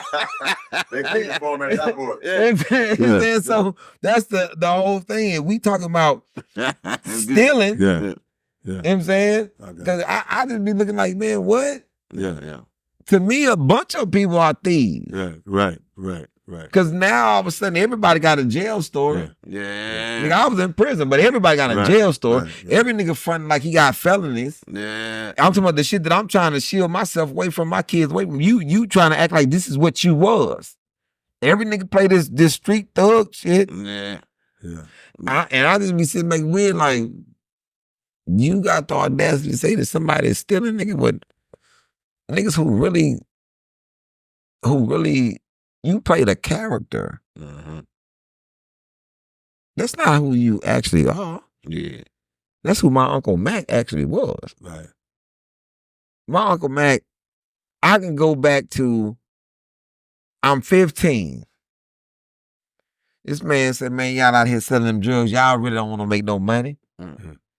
He's like, what? He said, man, if y'all really want to make some money, y'all get y'all a house. 5 bedroom. Put your 5 fat white bitches in there, money falling from the ceiling. You understand me, nigga? I said, what? Everybody love a fat white girl. Nigga, I'm talking about money all out the ceiling, nigga. You understand? You were dead serious. Dead ass serious. Now you look on OnlyFans. All these he's a visionary. All these niggas with these blow up dolls, all these niggas that pump some air and something, nigga, and you know they fat. Somebody that shifted fat around. Look at them big ass ankles, nigga. You know why she got them socks on? Niggas up motherfucking leg fat from the motherfucking knee down. So. What? Making that bread though. Mom was a visionary. He saw it. He said, y'all don't see it, man. Money from the ceiling. Man, that's crazy. The last one for me, I'm Keystone might have one more. Yeah, I got a couple. So like at the end of the day, if I'm being listener, if Katt hit you tomorrow and say, man, let's sit down and talk, would you be willing to do that? Ask Willie D. all I'm gonna do is say you call Willie D, show him this interview, and you ask him that question. Okay. Fair enough. That question, I don't have to wonder. I'm gonna just say it like that. I let people save face, man. I don't have to wonder. My response is always the same. If you come for peace, we for peace. Yes, sir. But you come to play a game. I hope you have your affairs in order. Right. Because I put that on everything. I don't care how many people you come with. I'm coming by myself. And I hope you have your affairs in order if you came here to play some type of game with me. And that's the honest answer. That was my response to the request. Gotcha. And once that response was said, then all of a sudden you don't want to you decline. Hey, let me withdraw that request because I'm coming to think that I'm gonna play with this man. No, and I'm saying you can set it up wherever. Right. I'm still coming the same way. So this was a conversation. Ask Willie It was D. tossed up. All I'm gonna say is this. I got you. Ask Willie D. I'm like, Will, so this was a conversation. Something was dropped on Tuesday, and it was a request asked on Wednesday. Yeah. Oh, was it? Oh, I wow. got you. I ain't requested shit. Right. Wow. I'm just saying, ask D. Wow. Okay, That's we get y'all your Because the other one I was going to ask, I'm going to leave that out the window. Nah, but this is the one I was going to get to. When it comes to your thinking, when it comes to the style, because I think you saying like how you can get an hour and a half off just going to the doctor. But the thing about you is you're more detailed and more intricate than that. Because like I remember on one of your specials, you went to like the darkest spot for like 20, 25 minutes. And I think you just wanted to the whole audience is just quiet. You can hear ant pissing on cotton up in there. And then you just, right when it's that time to bring her in the corner, hit her with a quick one and got everybody laughing again. It's creative how you do that. And it's masterful. That's why people like to say that you're the great in some of these things because it's masterful how you do that. How do you come up with some of these concepts? Or are you still doing stuff to that effect to where on your new comedy specials where you gonna hit them with something like that? The suspense part of it, the stories are all true, so I don't have to remember anything. Yeah. It's the way I'm telling it and the suspense aspect of it and me actually saying what I think in the middle of the, like people always say, if I start a story, I veer off in the story to give you another layer to the story and then come right back to it so you can understand the same way I grew up. So if I'm telling a story with my grandmother and my grandfather. Okay. My grandmother and my grandfather fighting. They arguing, right?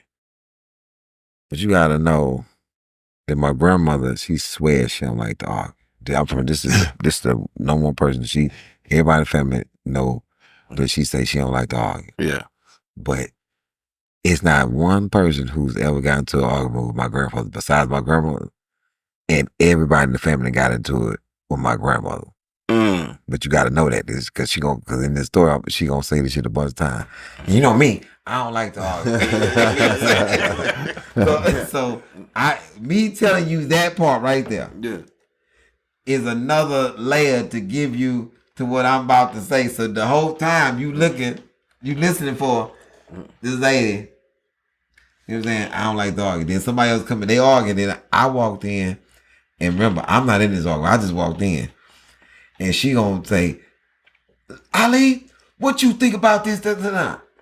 And when she say that, she don't really give a damn what I think. She just want to say it to me. Because she really not want to say it to me. She really want to repeat the shit to him. Yeah. So she From another mouth. So she's saying it. She's saying it to me, putting all the emphasis on the shit that she want to say. Say to him. And then in the course of all that, she gonna say, because you know me, D. Yeah. I don't like to argue. Come on, man. So then my mom come in, right? Because my mom was outside. Okay. My mom come in. What's all that all this yelling in here? Ain't nobody that goddamn yelling, Carol. You know what I'm saying? So my mom, if you wasn't yelling, how I hear you outside. Let me tell you something. Talking loud and yelling are two different things. You know what I'm saying? And what I'm not finna do is argue with your ass. I'm already here arguing with him. And you know, I don't like to argue. so now you have this lady arguing with three people. She holding court up. She don't like to argue. She don't like to argue. Then she done walked out. Everybody together, she done walked out. She done on the phone. Now Eunice. Now you tell her what she called her other daughter.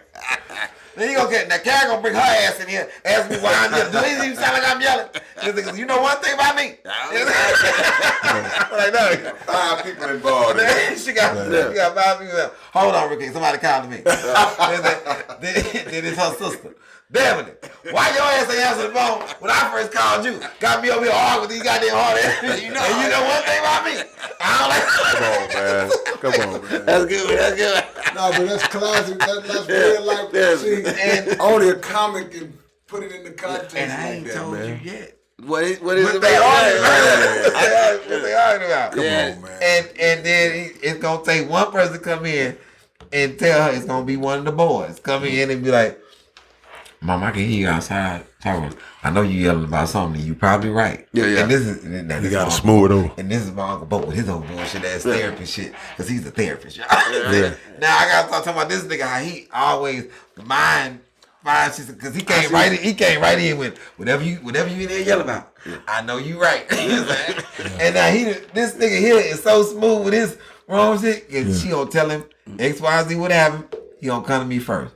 Now you know you supposed to be listening. Hey nigga, don't start with me. I'm supposed to be listening. You just walked in there. Hey, the whole time this nigga winking his eye when he's saying all this bullshit. Got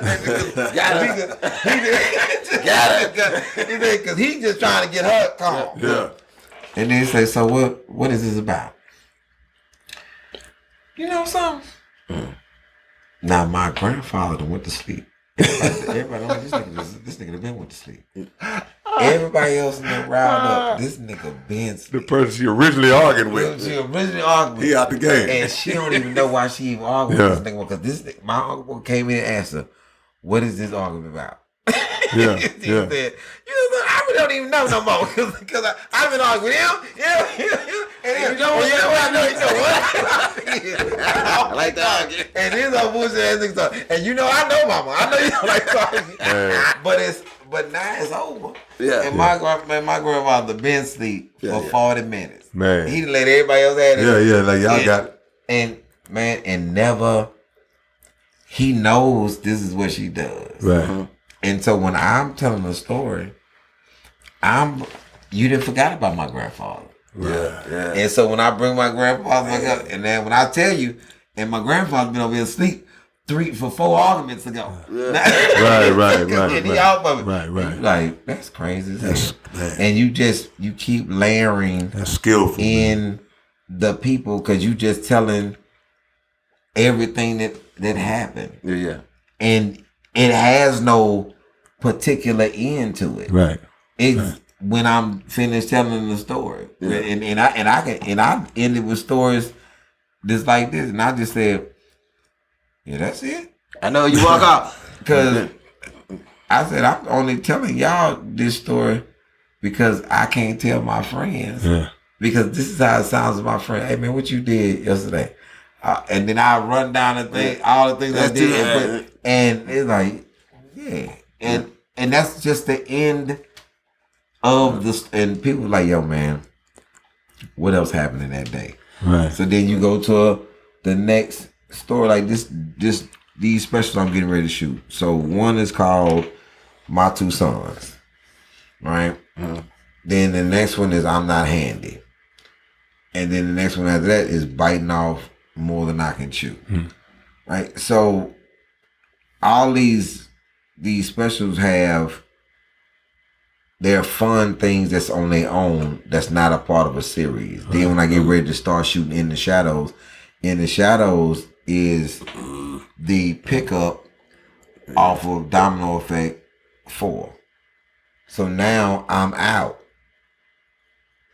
And now I gotta start pursuing what I said I was gonna do. But you can't say too much about it. And how that's gonna happen. And now you're also trying to do this and trying to stay out the way. You're trying to do a public craft, but don't want to be known because you in fear of your record. Yeah. So it's all these type of things that people that's living in this prison of felony in this society will relate to because they walk through this trying to live a normal life, but from the shadows, like really not, and you not even a liar type person, but you can't really give people real truth about you because you are going to be ostracized.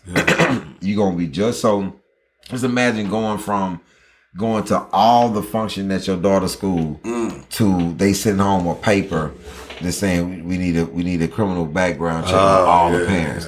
And now you go from going to all events to going to no events because you don't want to embarrass your Right. That's crazy. That's tough, man. You know what I'm saying? So these are the things. That's tough. But then you know that there's mass shootings going on. So you hire your hood ass homeboys to patrol the school, and these niggas is taking this shit very seriously. Right. Man, listen.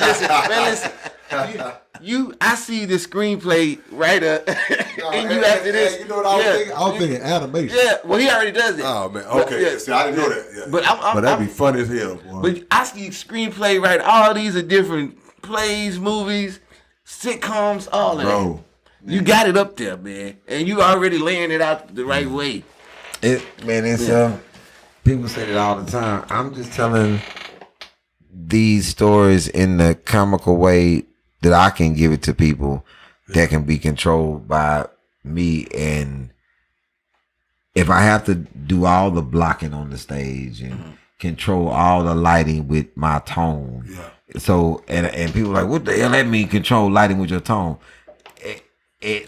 It's the way I talk to make the room seem smaller. Come on, man. You know, it's all these voice fluctuations and me using my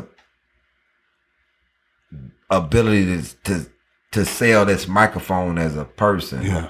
This stand as a person. This chair is a door. Right. You know what I'm saying? Even though you know it's a chair, but this is being used as a door right now, and moving this stool this way for blocking. It's like the chair, the stool, and the microphone stand are other characters with me. There's other pieces that I use in order to give these stories. So me being my father may just be me walking on the other side of the microphone. And saying something in his voice, and then me going back to the other side. The crowd follows you with the back and forth. Yeah. Or your dynamic way when you looking like you searching for that right word and you just pause. That hope bring people in and just what's going on. And scientists, and I always know the word that I'm about to say. It's just me sitting in it. Mm-hmm. Right. And then it's like a novel. You know, that's what we grew up. You know what, man? It's the craft is just I don't even understand how people get bored in it, because the craft is so intricate. You just made me look at comedy. I'm not gonna never look at comedy the same no more, bro. Because now I'm be watching comedians like, is he that layered? Is he that detailed? Or he just up there? Is this a chef or a cook? You know what I'm saying? Is this an artist or a painter? You know, because it's a difference. It's a producer or a beat maker. Yeah, it's a difference. And it's a difference. The difference is you appreciate them for what they are. Like I said from the beginning, when people come to my shows and they have an expectation of something else, what you will be able to do, and what I tell my friends to be able to do, is to look at them and understand your actual taste. Right. You know what I'm saying? I can stomach certain things from certain people that I can't, and I know my limitations, man. I watched the comic, man. I'm talking about for the first 15 minutes. If I tell you my head is hurting, I want to throw up, I want to do all this because it is so crazy. Right. But I know he has 15 minutes. Gotcha. And I'm not looking at him to go past 15 minutes. Right. I'm not looking at him to be political, because some of these people are going to be slapsticks. Yeah. Right. Some of these people are going to be shock people. Yeah. Some of these people you going to all the way outgrow. Right. And don't feel no type of way about outgrowing them, because they haven't grown. Gotcha. And I give people an example of this. This is the difference between outgrowing somebody. I've outgrown saying things like this. I'm in the barbershop, and my boy walked in the barbershop and threw his blueprints on the ground and said, "This goddamn city won't let me build shit." And I said, "What?" And he picked the blueprints up and he spread them out, talking about, I need drainage right there. Do it look like I need some goddamn drainage right there? And I said, yeah, it do look like you need drainage right there. He gonna roll his blueprints off to my fuck you, Ali, and then walked out, right? I say, so me saying it like that, I've outgrown saying it like this. Man, I'm in the barbershop, right? And my boy came in and threw $15,000 on the ground and said, man, this city won't let me build shit in this city. And I said, why they won't let you build shit? You know, you got enough money. Is it? They tell me I need some drainage. It's gonna cost me $36,000. I said, well, shit, I lied then. You ain't got enough money. and I said, now, the thing is that you have people who gonna laugh at both, and then you have people who gonna laugh at one because of understanding. Yeah. I've outgrown saying it. $15,000 thrown on the ground. The way I say it now is the blueprints, because the people who I cater to know that blueprints cost $15,000. Wow, okay. That's why you laughed the first time, because your understanding is you know blueprints ain't cheap. Right. These motherfucking blueprints. You can't get one made at Kinko's. This is shit with a seal on it.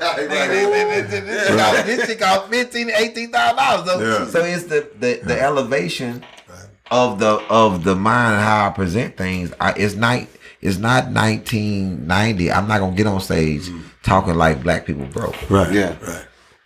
Yeah. That's not Gotcha. what I'm doing, because black people nowadays mindset is I'm where I want to be. I'm where I want to do, because it's people, man. I know people who drive small little bitty cars that's old, but they put their kids through college. Yeah. And the car wasn't important. Yeah. For real. But because what they value In the game. is you walk into this nigga house, the first thing that they're gonna tell you about is, you see these degrees up there, nigga? Yeah. All my kids went to college. Right. Yeah. He don't give a damn about this car. And then his kids pulling up in nice cars. Ooh. He done took care of his family. That's the- his He car. wearing regular Nigga, clothes this all nigga- the years and And this nigga same tennis shoes. Yeah. and man, he can't. I'm talking about his pride and his energy, everything that he is about, Man. just pulled up. Right. You know what I'm I saying? love And he that. did that. Yeah, I love And that. he did it. And people forget that he parked his little ass car in front of a house. Yeah. He still got his equity. Yeah. It's like, it's all sorts of shit that if you look at, this is what I try to tell people. I don't give a damn about what you doing, because you're not going to want the same thing. Right. I don't, man. Let me tell you how much I give a damn how much money you getting. Yeah. Because nigga, you don't want the same things that I want. Do you understand? Right. The money that I want, the car that I drive now ain't the car that I want. The car that I want is the motherfucking Ford 350. Yeah. I got you. Right. That big ass truck is what I want. Right. You know what I'm saying?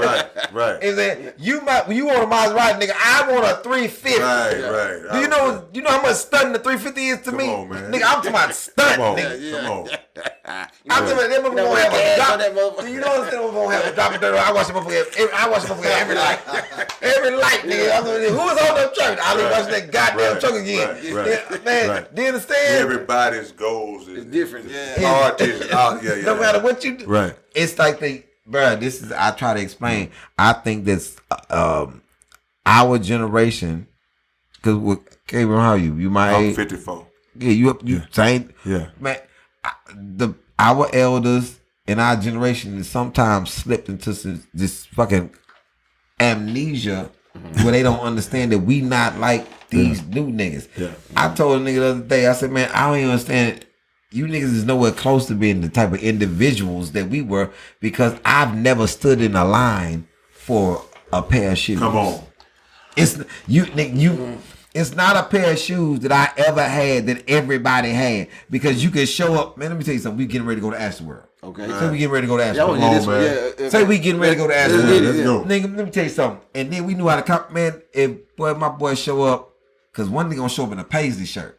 And this nigga gonna pay gonna be clean. One nigga gonna show with a polo nigga, and he gonna have his shit up. One nigga gonna have on the Izor. But out of all that, out of them 3 shirts, them some cold ass shirts. But let me tell you the nigga who the coldest. What's that? This nigga who just showed up in this motherfucking Coca-Cola shirt. This nigga got this Coca-Cola shirt on, that red and white with that Coca-Cola shirt. You like, ooh, this nigga clean with this Coca-Cola shirt on. and now you look at the nigga feet. One nigga got on Lottos. One nigga got on a pair of K-Swiss. One nigga got on some Adidas. One nigga got on a pair of Capers. One nigga got on a pair of Feelers. Capers. Ain't nobody like, oh nigga, what's that shoe? Nigga got some Elise. Nigga got some Elite. Wow. What nigga don't have on is no E-tonics. Nigga. Come on, man. Nigga didn't have one. Look. I had E-tonics. I had them unbeatables. All white and red and gold. Nigga had them unbeatables. Old lady gave me those for cleaners. I went to school. It used to be some tennis shoes that were made straight for golfers. They used to be called FootJoy. FootJoy. I went a whole semester wearing some FootJoy. What's the joint with the roosters on them? Oh. Nigga, we try to make you shoes that I got them shoes that Theodora. No, the La Chica or something like that. It was some roosters. We tried to make them whole line, but they came from Palace Road, nigga. Just like I tried to make that nice and round table line. Look, me and my wife just talked about this the other day, like how now New Balances are expensive as hell. I used to rank on them New Balances when we came with them New Balances. Because niggas ain't know about their orthopedic. Niggas ain't know about that. You thought the people was crazy with the New Balance, but you never wore them. I worn every shoe known to man, and it wasn't about. The shoe is about how live I was. Yeah, right. There you go. There you go. What I style made, is what you making. Because we had style then. Right. And your style was your style. Didn't nobody knock you for your style. Right. Now these niggas want everybody to look the same. That's why these niggas got glittery belts and they pants down. And they got a bunch of writing on their clothes. My favorite part of my life is when I reached the point where I didn't care what people thought about my appearance.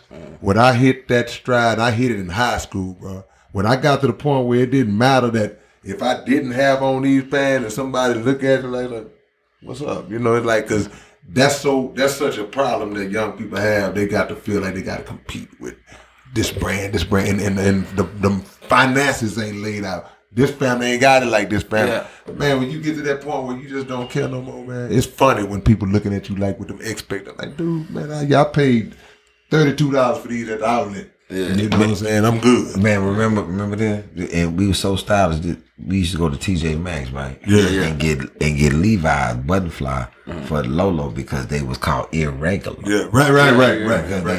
Nobody knew no different. The scene was turned. Right? So then, decade 2-3 later, True Religion come out. Man. $400-$500 jeans. Man. With the seam, they're irregular. Crazy. It's crazy. We're ahead of the. We've always been ahead of the curve. Yeah. You know, it's what you make it, man. We used to put holes in our jeans. You know what I'm saying? Yeah. Now they sell them. Right. Exactly. Now you get a hold of your jeans by accident. Yeah. And now they put them in there. Flip it. Yeah, let me do the other side. Yeah. Make it look like this how it's supposed to be. Yeah. But like say now they just look at the coach and say, okay, that's what they do. We'll sell that. We'll sell it. And we'll sell it to them like you say for $200-$300. It's crazy. Yeah. Right now they got bleach jeans you can go buy in the store. We used to bleach our own jeans, and we know we was dumb as hell because we didn't know that when you bleach them, you had to wash them after that. Yeah. And now now they all yellow. You had school stinking like a motherfucker. Your ass smell like bleach. You like, man, who's stinking here? Yeah. You like, this nigga got them bleached ass pants on. Stank ass boy. But then one thing I used to say always too, when you ain't have it like that, it builds character in you. Yeah, because what you gonna do? Yeah. You living with your mama, you can't, ain't like, unless you gonna go get your little job or something, but outside of that, ain't nothing you can do. You gotta wear what you wear. Them little pad jeans, they gonna see these. You gonna see these Monday. Yeah. You gonna see them Wednesday. And you gonna see them Friday. And I'm gonna slip in a couple of pairs in between and mix it up. Khakis. Before I leave, man, I want to clear something up. I said I ain't never been really scared of nobody, but I that's not the truth. I had to go back. I was thinking about when I said about middle school.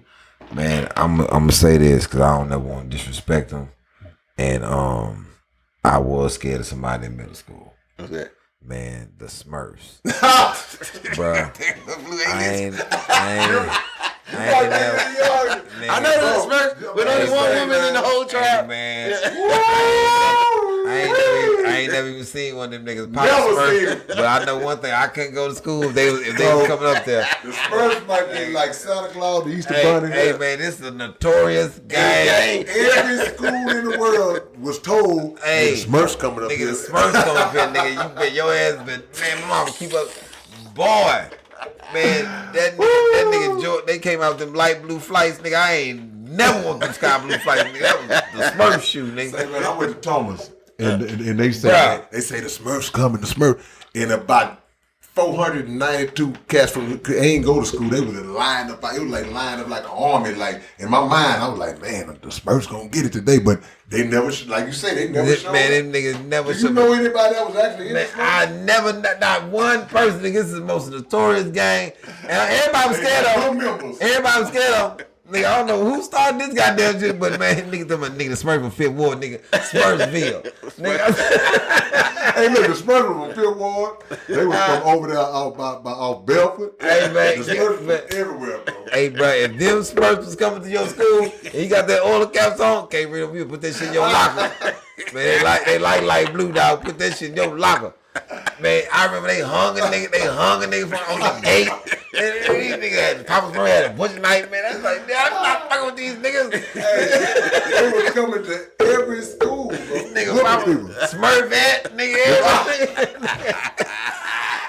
Yeah, these are the most. You can't find a nigga in this city that wasn't scared of Smurfs. I don't give a damn who he is. He's a lying motherfucker. Hey, the Smurf man, and like I say, and you ain't gonna find one person that actually knew one of them. Nah, I ain't never nobody. I ain't never know nigga who say, nigga, I used to be in the Smurfs. Nothing. The Smurfs was like Link Eye, bro. Say, bro. And I don't give a damn what side of the time you see Katt Williams, oh shit, the Smurfs. Nigga, I almost took his hat out and threw it out the window. Man, this Smurf, boy, we don't know if these niggas still alive. We don't know what's going on with these niggas, man. But these niggas was notorious. They talking about Bloods and Crips, nigga. We talking about the Smurfs, nigga. In the early to mid 80s? Yeah. Boy, you gonna Hey, man, the Smurfs. see, I had the Smurf. We had the Killer Clown. Oh, no, nigga. I'll put the Smurfs up against the Killer Clown. Any day of the week, man. Any day of the week. I ain't never seen one of these niggas. Any day of the week, nigga, them niggas messing on Smurf, nigga. I bet money on the Smurfs. And they don't exist. Bruh, if you talk to anybody in this city, This is so long ago. Everybody that's 50 years old and up, Yeah, my they're Smurfs. scared of Smurfs. shit. We go here. I want to see this. Hey, man, I don't give a damn who's sitting in this seat. They from here. And them niggas is 50 and over. You say, hey, nigga, how you feel about Smurfs? Ah, nigga, Smurfs. Niggas. They ain't never seen one of these niggas.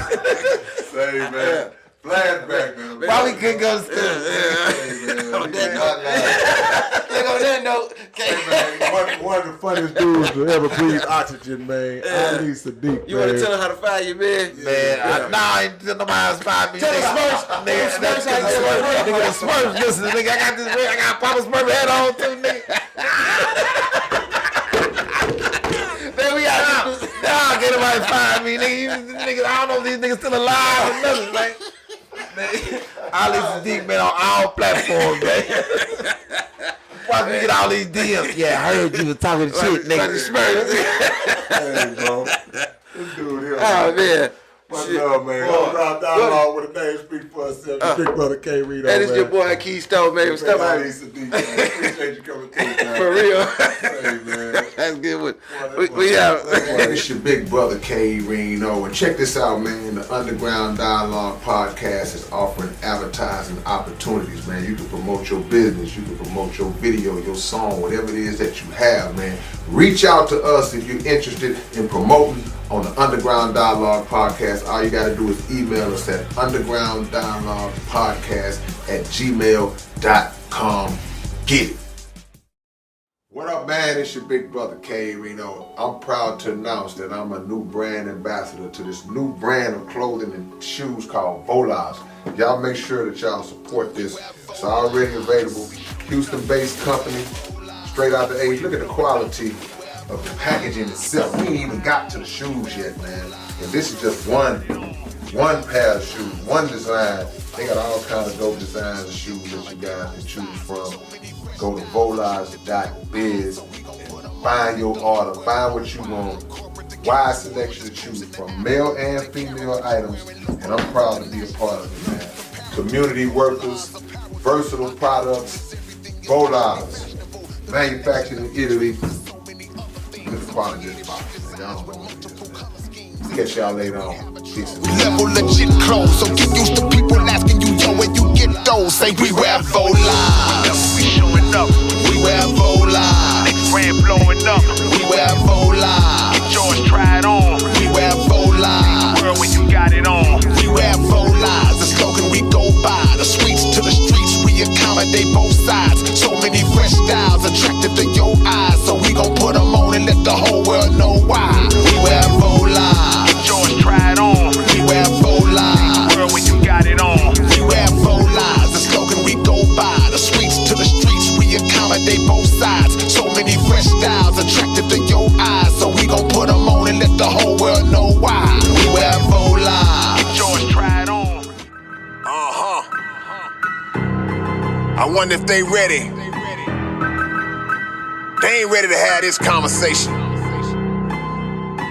Or these kind of conversations. But guess what? We gon' have them anyway. Underground dialogue. We gon' tell the truth. We ain't scared like a lot of y'all. Matters who they are. Do we bow? No, not at all. Dropping bombs on this wicked world, so it gotta fall. Underground dialogue. We gon' tell the truth. We ain't scared like a lot of y'all. Matters who they are. Do we bow? No, not at all. Dropping bombs on this wicked world, so it gotta fall. From the industry to the Oval Office, we expose the darkest motives of them all and disclose what the protocol is. Thinking and moving logical, stopping every maneuver possible, and apologizing for truth is not optional. We gon' help you with what you go through, reshape and mold you, and sweep over them weak lies they told you. If you living with no clue, we gon' deprogram the old you, and you get to keep your soul too.